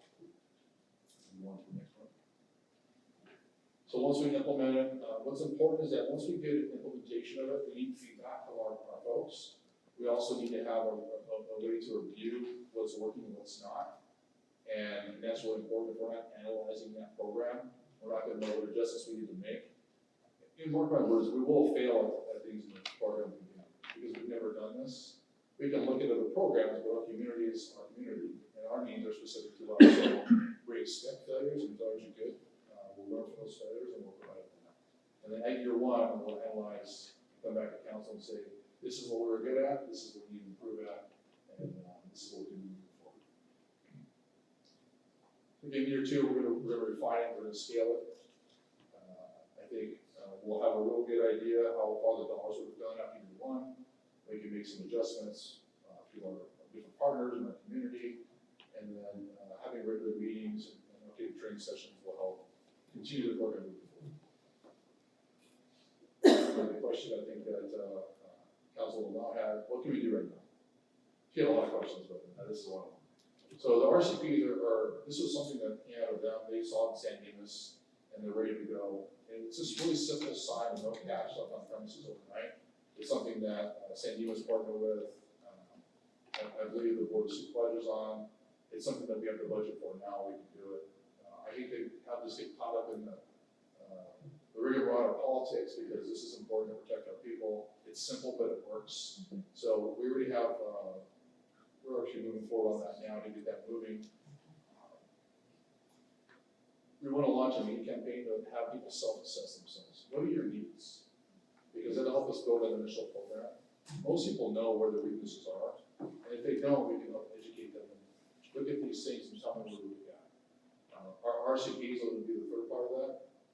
Really, really simple things. Maybe even in our parks, in our public parking lots. Where is the lighting pole? Where are the bushes too high? Where are the the transit sleeping at night building trash, which is potential for fire, especially when it's cold. So these are sort of things we can look at to do right now. And then the last part of that is to start attending community meetings. You take the floors, we'll be ready to go up this week. We'll start having those conversations, say this is coming, and get people excited, and try to figure out who our outside partners will be that will come in with this and move this program forward. So the next part is our city departments, which we'll leave on that side. Good. Which city departments will be involved in the program management, and which employees will be assigned to backers. So that's what I would challenge our department heads on. We do have a current funding of $50,000, or we would if you guys all decide to approve this. And I'll be asking for that in a minute. But each year the team's going to analyze and make sure our dollars go as far as possible. I don't want to waste money just because you said, hey, this is the money we'll give you. I want to be intelligent with the money. And moving down the road, looking at other programs, I would ask you to be open-minded to just be earmarking more money down the road. The amount of dollars that we're spending with our officers, with our businesses losing dollars is by far more than the 500,000 we'll be asking for future projects. In fact, we're losing in sales tax, we're losing people moving out of the city, people not wanting to come here, and not even some businesses here. So I want to create an environment here with all of you that attracts more businesses, and I think this program will be a huge part of that. So with that, I'll be asking for you, the council, to redirect $50,000 previously budgeted for election costs and approve the detailed plan I've given you today for the backup program, the business assistance for carbon emission. Thank you, Lieutenant Leeper. Do we have any other questions for Mr. Leeper? We'll go to public comment. We're gonna open up public comment right now. Anybody have a comment on this item? Ms. Bochamp. More of a question, is there something that you, Mary Hepburn, can help facilitate through the COGS to get them additional funding? As we know, the money that they're being initially given is a one-time thing because the election comes around over years and we actually have an election in town now. So what can we do with all of the different departments and involvement that you're in as elected official, whether it's Foothill Transit, Metro, Tri-City Health, not so much. They need their money, that's important, but other programs that you're on boards on or attending these meetings, I'm sure, I know everybody's budget is tight, but again, this is another important program because without helping to replace or replenish the businesses that have left, a lot of them during COVID time and just didn't make it, and we need to help these people flourish so that our city can flourish and one happy family. So I'm asking you personally if there's something that can be done, and I know recently you were in Washington and what kind of federal subsidies could be provided to our city. Thank you, Ms. Bochamp. I think we're gonna be looking at every source we possibly can, especially with the recent smash and grabs a lot of the communities are facing, that they're really focused on this right now. But yes, to answer your question, absolutely. As a member of the retired senior volunteer patrol, not on the board, but I just want to encourage the council to consider this and pass it. I think with the talent pool that we have in the RSVPs, former business owners, those of us also with construction experience, the ability to talk to business owners, and with the guidance from the La Verne Police Department, will be an excellent program to show the businesses that at the city level we do care and that we can offer improvements and that we can do things that help them become more safe as well as more hardened targets, so that maybe we can encourage these criminals to go somewhere else. So I would hope that the city council will consider this and vote for it. Thank you. Thank you, Mr. Carter. Any other comments on this item? We'll go ahead and close public comment. We'll bring it up to the floor. Mayor Pro Tem Lau. I have a question. Well, you knew that. So I was looking at your budget, and I appreciate you doing this. This was a really nice presentation. I like the timeline. I liked everything fleshed out. The detail was good. One of the things I wanted to ask was in the appropriation of the amounts for each of the items, does that take into account staff time, or is that solely materials or equipment? That's a great question, and it doesn't take into account staff time. This is done with no additional staff. I know that we're working on maybe looking at increasing some staff in the future, and so I'll leave it up to those that pass the budget, all of you. I would love to see that. I know that we have some new hires on with some of our cadets as well, so some of these things can be subsidized by some of our cadets as well. It's an excellent way for our new and aspiring, cadets that want to be police officers to be part of problem solving in the community. And I think that sort of helps to buy into the culture of what we're trying to do here at La Verne. It's not as simple as just solving crime, but it's really the community investment and not just answering calls, but actually part of the businesses as well, to solve problems. That helps. Thank you. My other question is along the lines of the comment that Danita Beauchamp made. Do you know of any opportunities for potential grant funds? Is there a consideration for having our grant people help us with this so that there can be a continued source of funding? Because as you said, this $50,000, startup fee is really because of the fact that we didn't have an election. Another great question, and it's something I considered in the presentation. Before I went down the rabbit hole and went into that, I really wanted to take the floors to the training because there's so many possibilities that he's learning about this week and texting with me and he's excited about it. And so, because we're all gonna assign someone to that committee, I didn't want to get into those weeds until that group that we identify can really go down and pull together. But there's no doubt in my mind that there's opportunities. We have someone on staff here at City Hall that can write those grants for us as well. So I think it's something to accomplish. Thank you. So my only ask then on that point would just to be relay that to whoever, we're gonna be working with, assuming that everybody is in favor and we can pass this, and that we can communicate the need to identify that additional funding, and that we're thinking about, again, like you indicated in your proposal, the partnerships, because I think there's maybe opportunities engaging the youth, whether it's the cadets and the explorers, and looking at the span of resources that we have available. So thank you for preparing this. That was much faster than I thought it was going to come back. So thank you.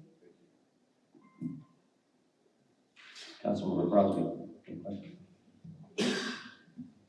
No, just that believe in this program. Really appreciate the timeline and the way it's set up and that constant feedback that we'll have and bringing it back in a year to make sure what's worked and what didn't. And really appreciate our businesses and really helping them out. Thank you. Councilmember Cash.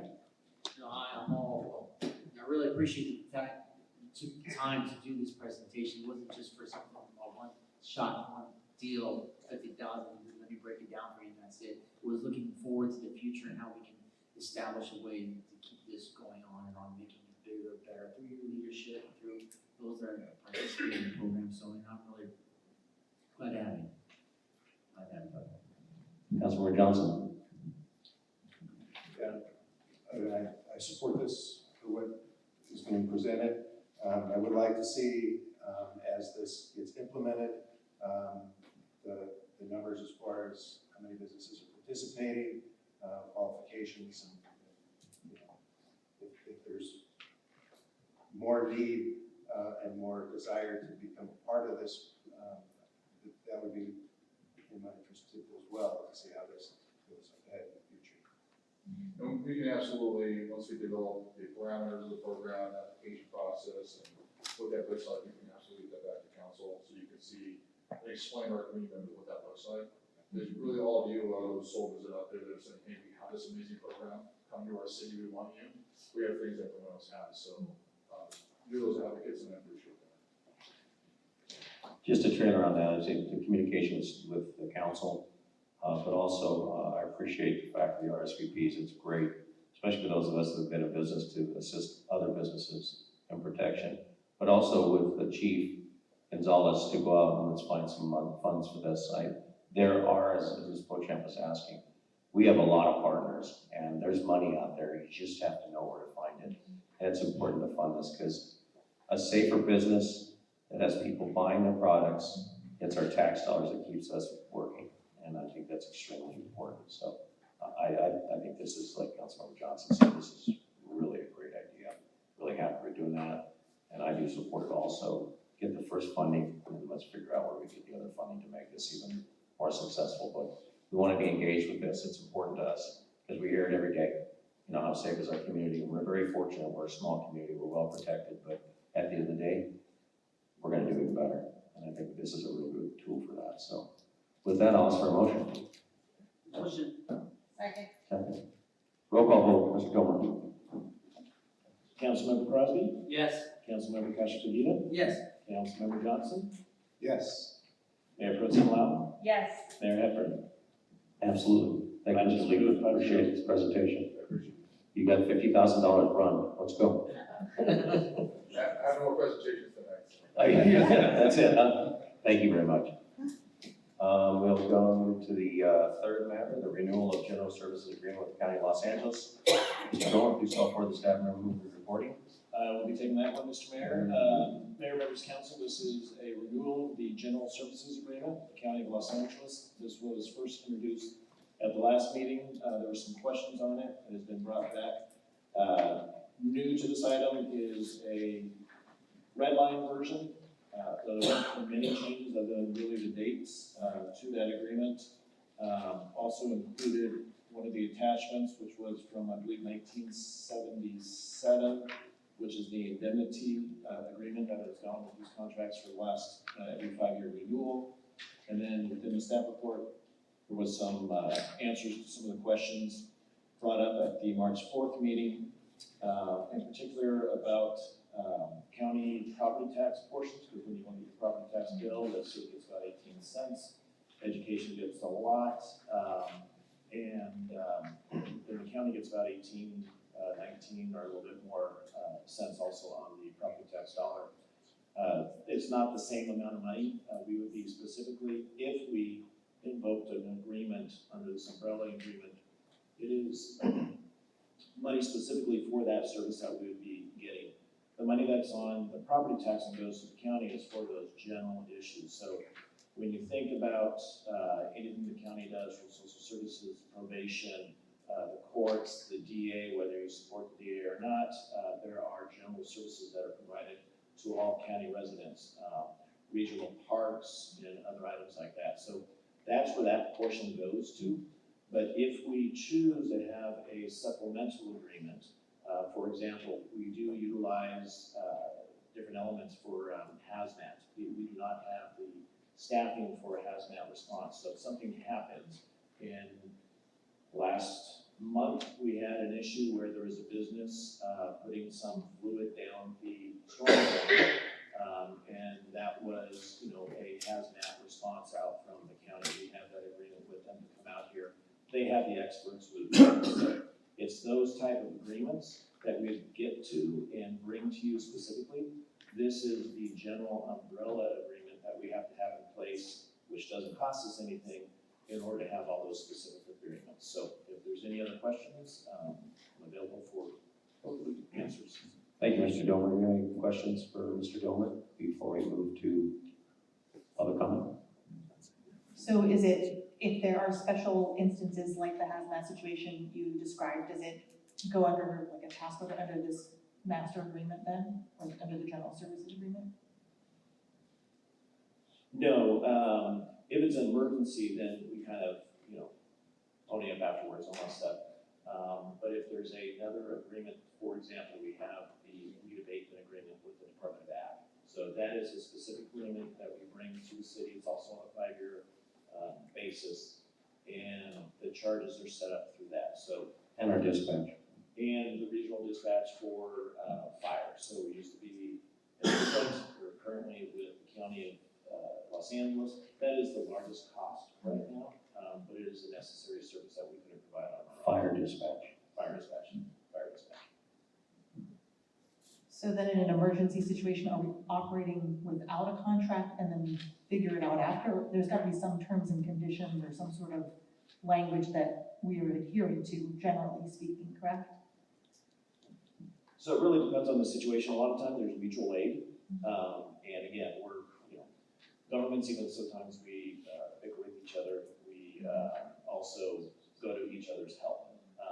So again, these services that we would get into under a general services agreement, bring back to the council for approval, are more specific items. So again, if we couldn't do, big issue right now, organics and storm drain, catch basin clearance and all that stuff, if we couldn't do that ourselves, we have the option of going to the county. They have a lot of resources, a little bit more efficiency because of their size and all that stuff. So we would bring that back to the council. Again, if there's an emergency situation, for example, if we had a rock slide and needed additional, equipment, tow trucks, dumpsters, everything like that, tractors, we would go to the county and under a mutual aid agreement, we would be able to get those services and pay for it afterwards. So there is a framework. there is a framework, yes, there is a framework. Thank you. I think that the thing about the agreement is it's a matrix. We have a matrix of different services, whether we choose to or not to, but it gives us that opportunity to be able to go through that whole matrix of opportunity, whatever they do. And of course, we have to pay for it, but they've got a lot of resources. So, does that clarify? Any other questions, Mr. Johnson? I just want to say to staff that I appreciate the format that this, especially the last page, that shows what services La Verne does receive from the county.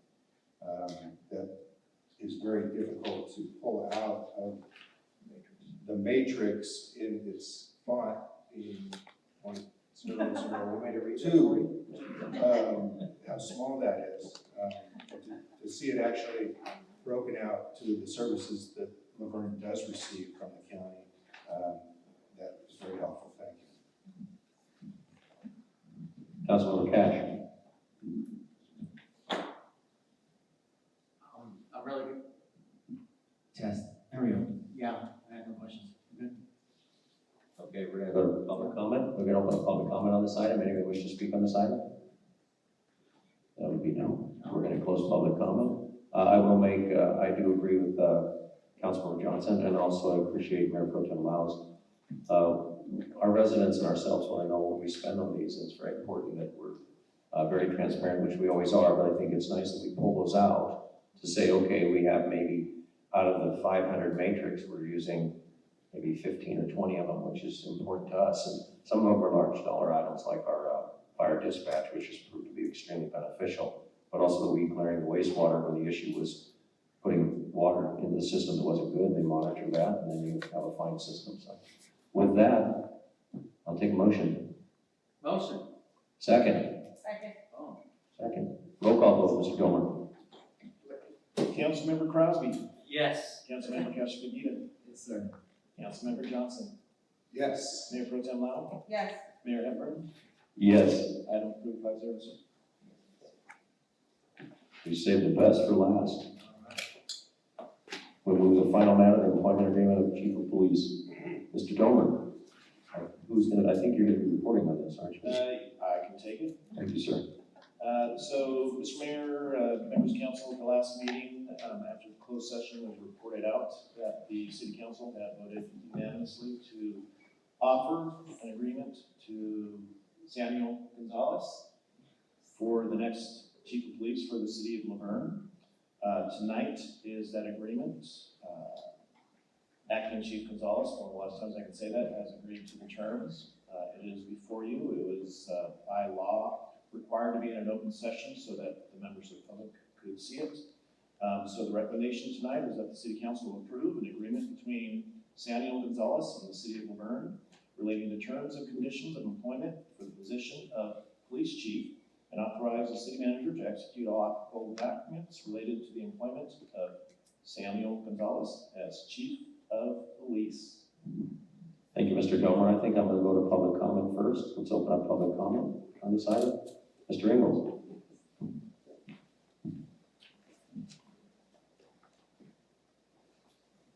Thank you, Mr. Mayor and City Council. I hired Sam Gonzalez, so if it goes wrong, you can blame me. It'll be all my fault. We know where you live. No, I think you've made an excellent choice here. I know he's done the job already for about 1.5 years. He's an excellent leader. I also applaud you for not going outside, staying within. I think that continuity and that relationship he already has with all of you and the city and the officers will go a long way. So again, I think it's a great decision you've made, and I know you do a great job for the citizens of La Verne. Thank you. Thank you, Mr. Ingles. Appreciate that. Any other public comment on this item? Ms. Carter.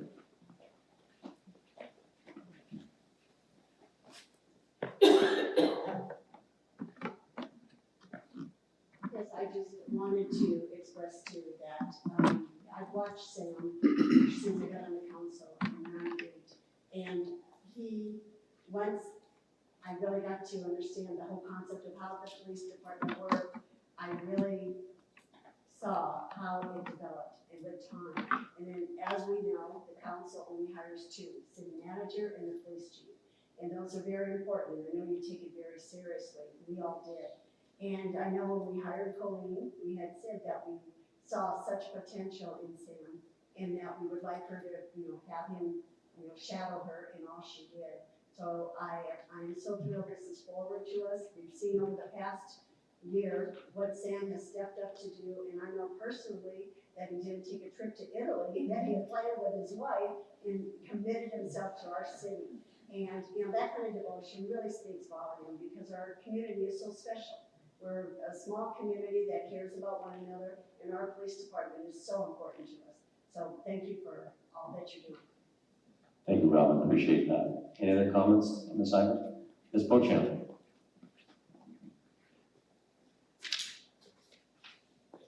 I made my comments at the last meeting, but I'll reiterate. When Mr. Gonzalez was faced with becoming the quote acting chief, he did not shy away from that, and he completely embraced it. And there's not a lot of people who are rushed into a job that is just pressure 24/7, not just because it's a law enforcement position, but you have to answer to city council, you have to answer to residents, you have to answer to businesses. I mean, he's got it coming from all different directions, and so he embraced it, he mastered it, and I think the council is wise to hire with him and all of the other comments that people said. Thank you. Thank you, Ms. Beauchamp. Anyone else wish to speak on this? We're gonna go ahead and close public comment. And yes, Sam, I know for a fact, I have myself paid for that, not going somewhere. You will hear that for the rest of your life. And she will use it as a tool to just make you miserable, so that's okay. I'm gonna start off, just to say you know how we feel, Sam, about you, and, we, really are happy that, you've done an amazing job, and like Danita said, you were thrown into it, but, again, you were trained, you knew what to do, you had great mentors, and, you listened to the council, which I really appreciate, transparency. We like to know what's going on before the residents do, especially if it's a really serious situation. You keep surprised. You come with an amazing family, a wife and kids. You're a family man. You understand the dynamics, which is extremely important to do what you do. You understand the political aspect of it, and you work for all of us. But really, at the end of the day, you're working for your employees to make sure that everybody stays safe. And we really do appreciate you being here. You know you have our support. We look forward to even more great times and with your leadership. Mayor Pro Tem Rowe. I just want to echo, I'm really glad that you've accepted. But to echo everyone else has said, it's not an easy spot to fill, and under the circumstances that you had to do it, was probably not in anyone's mind that that's the way it was going to turn out, but you handled it with grace under fire, and so I really appreciate that. And I don't think your wife's going to hold it against you. I think she is a good person and knows that this was a good thing. So I'm gonna stand up for your wife. But I appreciate the both of you because I know it's not just a labor of love on your part, but it's the support and the encouragement of your family that really makes this possible. So I know with a tough job, it is important to have that support. So I'm looking forward to your continued service with the city, and I appreciate that you're always so responsive. When I text or call, I know you do the same for every other council member, and so that really gives us a sense of security and confidence that things are proceeding as they should in the city. So thank you very much.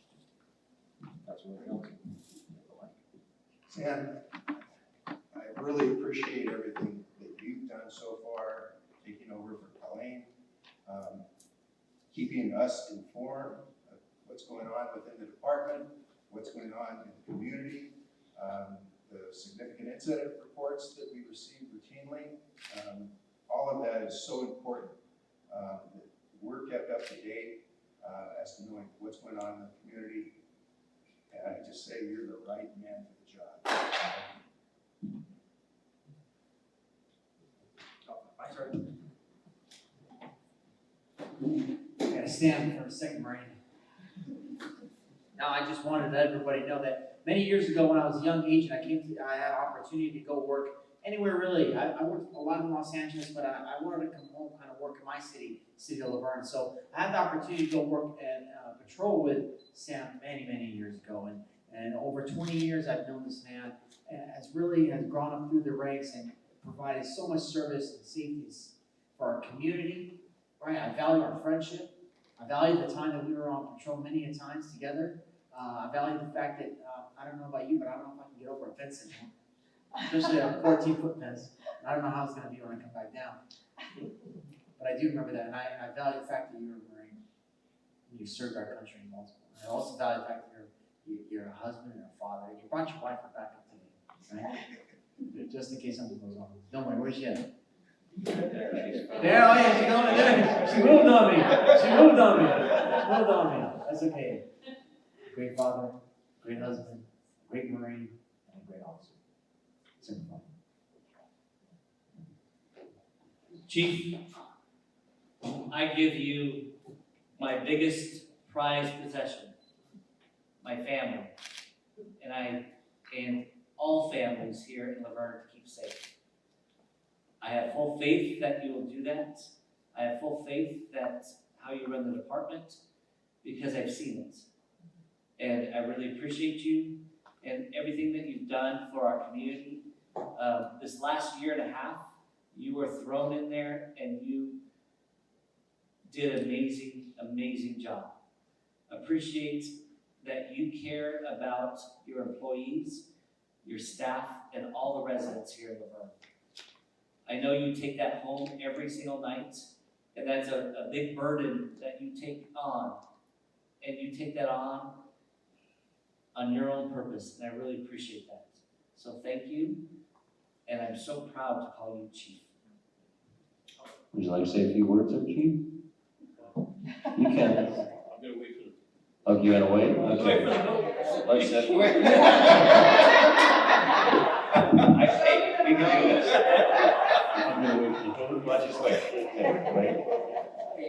I'll move. Second? Second. Roll call vote, please. Councilmember Crosby. Yes. Councilmember Kashipagita. Yes. Councilmember Johnson. Most definitely, yes. Mayor Pro Tem Lau. Yes. Mayor Hepburn. Absolutely. We have a 5-0 unanimous vote. Welcome. Next, Again. Chief, please.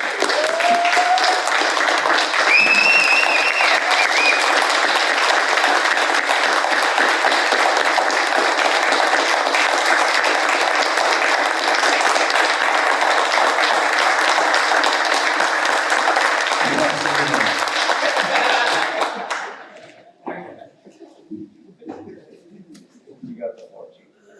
Thank you for the 3 minutes. Thank you for the 3 minutes.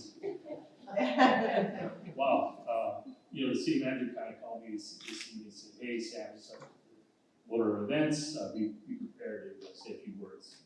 I usually shoot well a little bit. My scores will show it that I do shoot well, but I'm honestly, I'm overwhelmed. I'm honored, I'm deeply humbled. And I have to, before I say anything, Coach Rick said best, I got to thank God. Without him, I wouldn't be here. None of this would be possible, so I have to thank God. I'm humbled and I'm really honored to be the 23rd Chief of Police for the City of La Verne. And you said it, you nailed it on the head when you said about family. I have family in this community. And not only do I have family that's blood related, but I have family and a bonus to everyone here, including the officers who also esteem the community as family.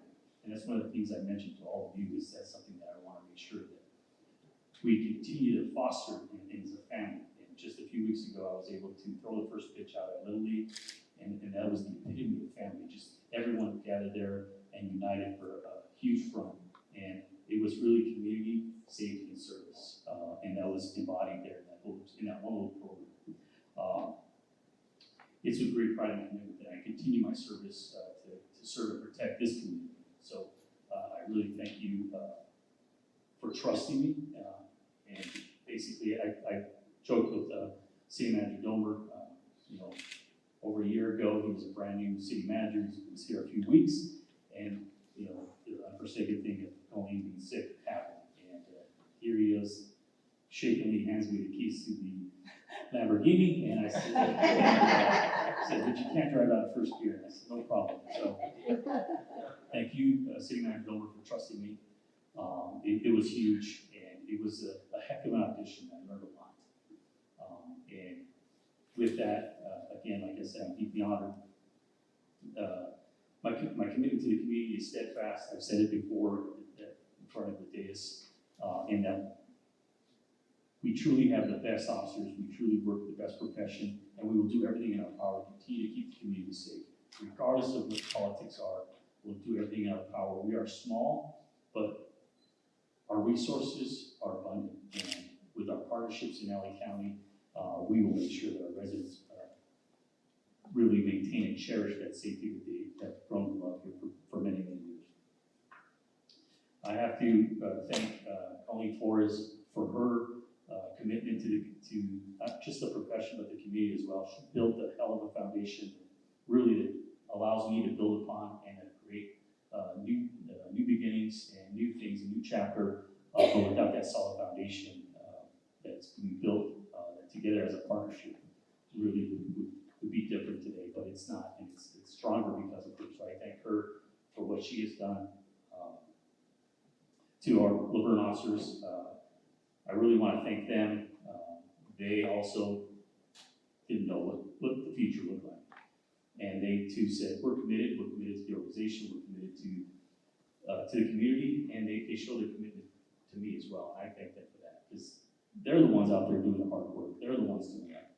I'm simply a conduit by way they get to do their job by making sure I come to you for that support, which it's been unbelievable. So I thank them, and I've been called to serve at a young age, obviously in the Marine Corps, as Councilman Cash mentioned, and then my trip to LAPD, and then coming to La Verne, my commitment to serve still stands. And now as the Chief of Police, that commitment to serve is still strong, and it's even stronger now. But I'll get to serve them as a servant to them, to make sure they have what they need to be successful, and we have a strong community and a strong group of officers to move forward. And I'd be remiss if I don't thank the person who's been my rock. There she is. There you go.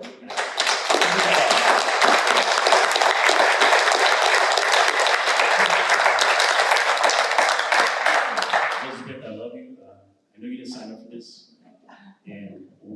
but I told you we weren't going to Italy, and no, you were upset a little bit. But it was for a greater purpose, and you really. Although, she was mad, I'm not gonna lie. My commitment to you is that when I retire, the trip will be twice as good. So that is my promise to you. Earlier this afternoon, Councilmember Crosby said thank you to my wife, and he said thank you to her for sharing me with the community, sharing me with the department, sharing me with the city. I have to thank you for you've been with my rock for over 25 years. Last year was our 25-year anniversary, which I didn't get to take anywhere. Keep reminding us. But again, I promise that I will make that up to you. That's why I say twice as good. Your commitment, your dedication to me has really made me the person I am, and our faith really is strong. So thank you. I thank you for sharing me as well, because there's too many nights where I gotta call a city manager. So it's okay to keep the lights out throughout the day. So. Are you getting texted by individuals? Oh, I get a text at dinner time. Who's that? I have no idea. But thank you, and I cherish all that strength that you give me. 3 minutes, right? Good goal. You got all the time. No, really, I'll wrap it up here. I believe that with your continued support and the strength behind me in the community, both in our officers and all that, we can continue to have a successful organization. And I look forward to it. I look forward to working with Mr. Domer and all the city staff members. Thank you. A few that are left here, thank you to them as well. It's through that partnership that we have that we make this a successful city and continue to provide the services we do at a high level. So thank you, and God bless.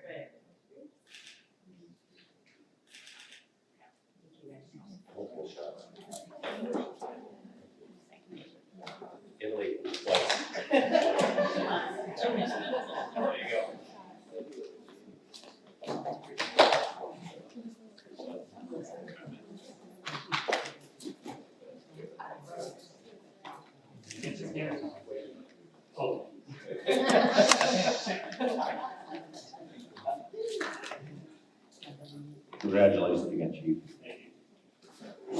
We now move on to public comments and oral communications. This is the time set aside for anyone wishing to address the city council on items not listed on the agenda. But within the subject matter jurisdiction of the city council, I want to remind everyone that the Brown Act prohibits the city council from engaging in discussion on any item not appearing on the posted agenda. However, your concerns may be referred to staff or placed for discussion at a later date. This time, those wishing to make public comment, you can come up to the podium, just give your name and good enough. Come on, Mr. Ingles. Yes, Ron Ingles, Birdie Drive, La Verne. Mayor, you spoke about the smash and grab and theft from stores. Right now, when that occurs under George Gascon, they get a ticket and then they laugh at our officers because there's no repercussions for their act and no prosecution of their criminal acts. Nathan Hockman is running against George Gascon. I know him personally. He's a former U.S. attorney that prosecuted cases. He also was a private attorney representing defendants. He was president of the ethics committee for the city of Los Angeles. He's a great individual, he'll do a good job. I talked to him just recently. He says he gets elected, the first day in office, he's going to rescind all of the crazy policies that George Gascon has implemented that makes all of our communities less safe. As you know, I worked for the district attorney's office for 10 years after I had the honor of serving as police chief here in La Verne. I have many friends there still, and when I talk to them about what's going on in that office, they said it's absolutely chaos. Over and above his idiotic policies, the office is not run well. There's 85,000 cases pending that aren't being prosecuted, that are sitting on desks around Los Angeles County. He is a terrible leader and a terrible district attorney. I was involved in law enforcement, as you know, for over 45 years, and a large portion of that at a high level of law enforcement. In my employment at the DA's office, I was part of the executive staff for 10 years. And nothing like that has ever happened before. I've never seen anything like this, and I can't impress upon you how bad I think. I think you all know it's a terrible situation, and it's not going to get better. I know you can't act on it tonight, but I would hope that maybe at the next council meeting you put on the agenda to endorse Nathan Hockman. I know you'd appreciate it. I asked him if I could ask you that, and he would very much appreciate it. I think it would be nice to see the city of La Verne be one of the first cities to come out, because I think there are going to be many, many other cities to come out and endorse him in the very near future. If you want to know anything about him or you want to talk to him personally, I know that a lot of you probably have my number still, and you can always call me and I can have him call you, or you can call him. I have his cell phone number, his email, and all those things, or you can contact him through his campaign website. But again, I implore you to make that endorsement at the next council meeting. And I don't know if you have any questions of me on this, but if you do, I'd be happy to try and answer those. Thank you, Ron, I appreciate that. Okay. The other thing I want to mention briefly is Lieutenant Leaper's program. It's I think a fabulous program. I think it's something that's very well needed in the city. As you know, $50,000 won't go very far. Many years ago, as your chief, our 911 system and our computer dispatch systems were outdated, and the technology needed to be upgraded at the tune of $1.2 million. I happen to be in Washington, D.C. representing LA Impact and LA County Chiefs. I talked to then Congressman Dreyer. I wrote a 2-page letter, and he gave an earmark to the city of La Verne for $1.2 million to upgrade the system. So the point of the story is maybe we could talk to our local U.S. congressperson about an earmark. The earmarks just went out now, but that stuff has to be done really literally a year in advance. So I think either you, Mayor, or a representative, the chief, can contact our local U.S. representative, congresspeople, and look at that earmark, just as a possibility of funding for that program. I think it's something that would fit very well on an earmark. Thank you very much. Thank you. Great suggestion. Thank you. Thank you. I want to thank the council for their votes to support the presentation from the county because of both the backup program and the other item for the equipment for the police department for the exact reasons that Mr. Engel just stated, that just because because our district attorney refuses to enforce the laws in the books and the enhancements that could put these suspects in prison. You are doing what you can to keep your residents safe in your city, and that speaks volumes to us. I would also like to commend you for honoring Sherry Best. I think she's an exemplary person and representation of what the city has. Maintaining our history is what keeps La Verne wonderful and the quaint small field, but also looking to the future. And her commitment to the international track is just, it's really awesome. I wrote it. And before you leave, Sherry, I'm gonna purchase a membership. Lifetime? No, just. Gotta start somewhere. Baby step, Mayor. Also, again, that was a no-brainer. Chief Gonzalez, he's most certainly the man for the job, as Mr. Johnson stated. And I commend you, Crosby, Mr. Crosby. You got me emotional with your comment because you're right. Every person who lives in the city is putting their family safety on the line by continuing to live within the city. And so he is most certainly the right person. So thank you for all of what you've done this evening.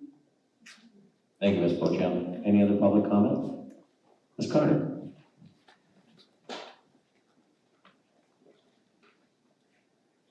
To go along with what Ron Ingalls talked about, is 3.5 years ago, when shortly after Gaston got elected, we could see what he was doing to our communities. And at that time, I brought to the council, and there's 3 of you up here that also voted.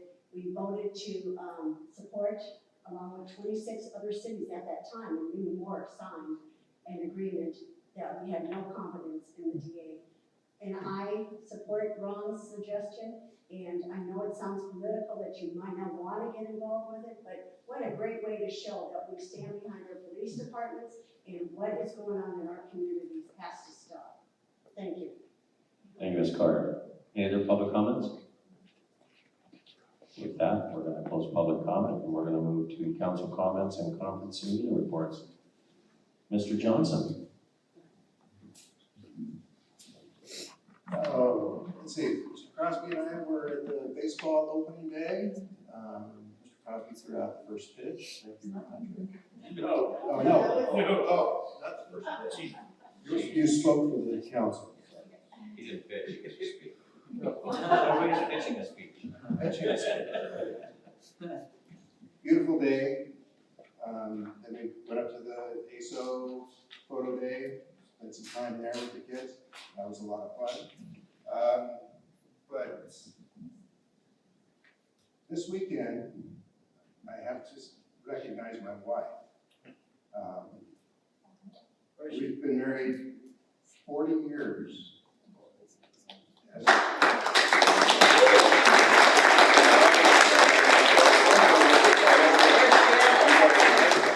And she's been at almost every council meeting since I've been elected.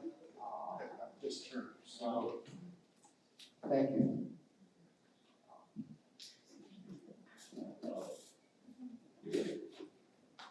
Pay for that one, Mr. Johnson. Your wife loves to be singled out. Councilmember Cash. All right, listening to everybody today just reaffirms my constant always belief in God to give us an opportunity to be here today. And, to hear many people that said they've been married for 40 years, congratulations. Sam, 25 years, Sam? Wow, that's a beautiful thing. I'm at 20. The moral story is all we have is a children family. That's all we have. So we've got to continue to do what we can to protect one another, keep us safe, however we can be there for each other. Because it doesn't matter all that you have in this world, it's at the end, all you have is your good deeds. So, having said all that to say, unfortunately, I didn't have much to do other than do my 2 weeks reserve duty. So, I want to thank actually the Navy. I want to thank the Navy while I was there in Pearl Harbor. I was working, gave me a great tour of a submarine. If you haven't had a chance to go on a submarine, a nuclear sub, which I was blessed to be on, it's pretty interesting. So, God bless those sailors have to be there for months at a time. So that's what I have to do for the last 2 weeks, and I will leave it to you, my good colleague, Mr. Crosby. Take it away. Thank you very much. It was a great night tonight. A lot of good things on our agenda to help keep our city safe and our businesses. Really appreciate all those things. We have some things that are happening.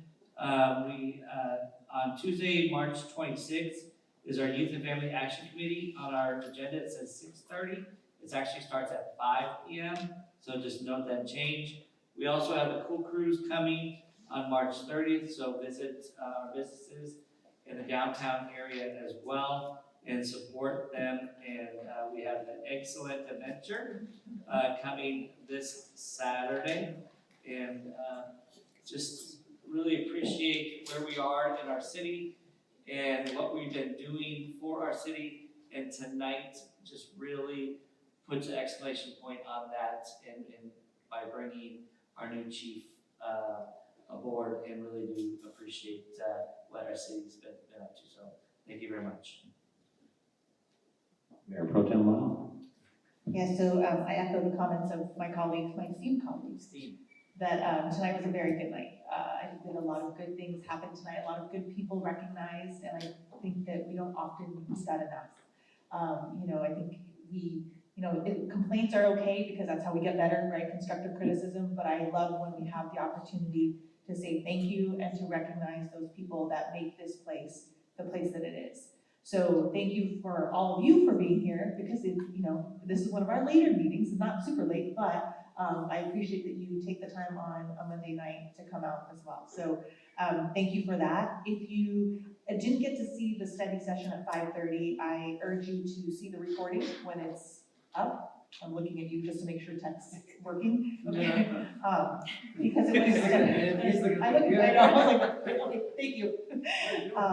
Because it was a study session on Tri-City mental health, and I don't do them enough justice when I talk about them, but I really think you should hear how staff talks about them and the services that are rendered for not just our community, but for the neighboring communities of Claremont and Pomona. There's preventive services, there's active services. We're gonna have a mobile crisis team out soon. These are all very exciting things. And so, please take a look. I do wanna let everybody know that we had commissioner interviews for the Mental Health Commission on March 8th, and we did have a La Verne applicant that is now gonna be on the commission, so that adds to our folks on there. So I'm really grateful for that. But if anyone in the future, when an opening comes up, is interested, I strongly encourage you to apply and interview, because it is an opportunity to give your 2 cents about what the needs are in our community, so that Tri-Cities can tailor their services to help us. So think about that if you have a chance. There is a Tri-Cities meeting coming up this Wednesday at 5 p.m. So if you'd like to learn more, please feel free to come. And if you have friends who are looking for a job, Tri-City Mental Health is looking for clinical therapists, behavioral health specialists, and psychiatrists. There are sign-on bonuses available, there's longevity pay, and some of the positions are eligible for intermittent work. So if you do know anybody in these fields, I know it's a hard field to be in, and it's even harder to work in this space, but extremely necessary. So please feel free to spread the word. I'll also do a shameless plug again. It's at the end of the agenda, but there is a Red Cross blood drive happening on April 3rd. That's happening at Veterans Hall from 10 to 4. So if you are so inclined, please help save lives by donating blood. For the staff in here, I know there's a Battle of the Badges blood drive happening this Thursday, is my understanding. Is that right? Yes. So please give. I can't, because I'm like 44 days out, so I've come 4 more days before I can give, but please do so. It's really important. So spread the word, and again, as always, be kind. Thank you again for being here tonight. If there's still cookies in the back, somebody better eat them, because I can't be trusted to go. Thank you. Trusted at all. Thank you all. Great comments, great evening. I do agree. A lot of people, a lot of kids, and thank you, Sherry. That was a great, and we will get on those in and out certificates. Yes, Mr. Dormer. Look at this guy. I already told her. Okay. Well, actually, this Saturday was the Heritage Orange Blossom Vendor Fair, which was 10 to 3 p.m. at Heritage Park. There was over 40 vendors, handmade items, great food. It looked like a success. I went and took pictures, but it was a gorgeous day, just a gorgeous day. And then I was honored to, as Mr. Ingles stated, I was honored to represent as the president of the San Gabriel Valley Council of Governments, which represents 31 cities in the San Gabriel Valley, 3 municipalities and 2 supervisorial districts. We had a meeting with our electeds, which our first meeting started out, we arrived on Monday. Our first meeting on Tuesday was Grace Napolitano. The second was the Department of Housing and Urban Development, along with, we went to Coalition of America's Gateways and Trade Corridors, Adam Schiff's office, Alex Padilla, Ellen Alfonso Butler, Department of Justice, Department of Transportation, U.S. Interagency Council of Homelessness, and let's see, Norma Torres. So it was packed, and as was stated before, our relationship with our electeds is extremely important, especially in these days. California's faced with a tremendous, which we don't even know what it is yet, a budget, but budget deficit. But the relationships we make with our electeds really does help our city. One of the biggest things that we talked about was not only our SGB Care, which is our mobile crisis team, but also our pedestrian bridge, and also talking about our police department, the homeless situation we have, and how we can address that with our higher electeds to help us to push along, because we can't do it alone. And a lot of the mandates coming from the state, as we all know, we can't do it. They come with no money back to it. So, in a testament to Mr. Ingles said, just have to ask. You have to fill out those forms to do on these grant forms, but they were very receptive. The San Gabriel Valley COG does an extremely good job, and they're well respected. But also, as all of our cities, we join together, and we've got great relationships. So I was very honored. It was a great, great, great time, and appreciate it. Very exhausting to go around DC and move around for 3 days and see all these electeds, and they're very receptive to us, and they know our little town of La Verne, which is extremely important. So anyway, that was great. And with that, our next regular La Verne Council meeting is on Monday, April 1st at 5:30 p.m. As a reminder, upcoming events and meetings are posted on the last page of the City Council agenda. Really appreciate everybody being here tonight. We're going to be adjourned into closed session. City Attorney, Ms. Barlow, please read the closed session item for our record. Yes, thank you, Mr. Mayor. We are dealing with a closed session for exposure to litigation pursuant to Government Code Section 54956.9B. 3 cases. Those relate to the claim of Vicas Meda, Lisa Tutani, and Luca Meda, claim of Anthony Ferguson, Courtney Ferguson, Avery Rose Ferguson, Anthony Ferguson, Wesley Ferguson, Harris Ferguson, and Prime Investment Group Corporation, and the claim of Delmiro Villanueva, Maribel Marquez, Mario Marquez, Kimberly Marquez, Alondra Marquez, Brandon Marquez, Mario and Maribel Marquez, 2014 Trust. All of these claims relate to alleged water seepage, and were dated October 5th, 2023. Will we be reporting out? We will be reporting out. We will be? Yes, yes, sir. Very good. I'm going to open up public comments. Any public comment on these items listed for the closed session? With that, we're going to close public comment. I really appreciate everybody being here tonight, and especially your comments. We take them seriously. We do act upon those with staff, and we will be adjourned to closed session at 8:45 p.m. Thank you all for being here.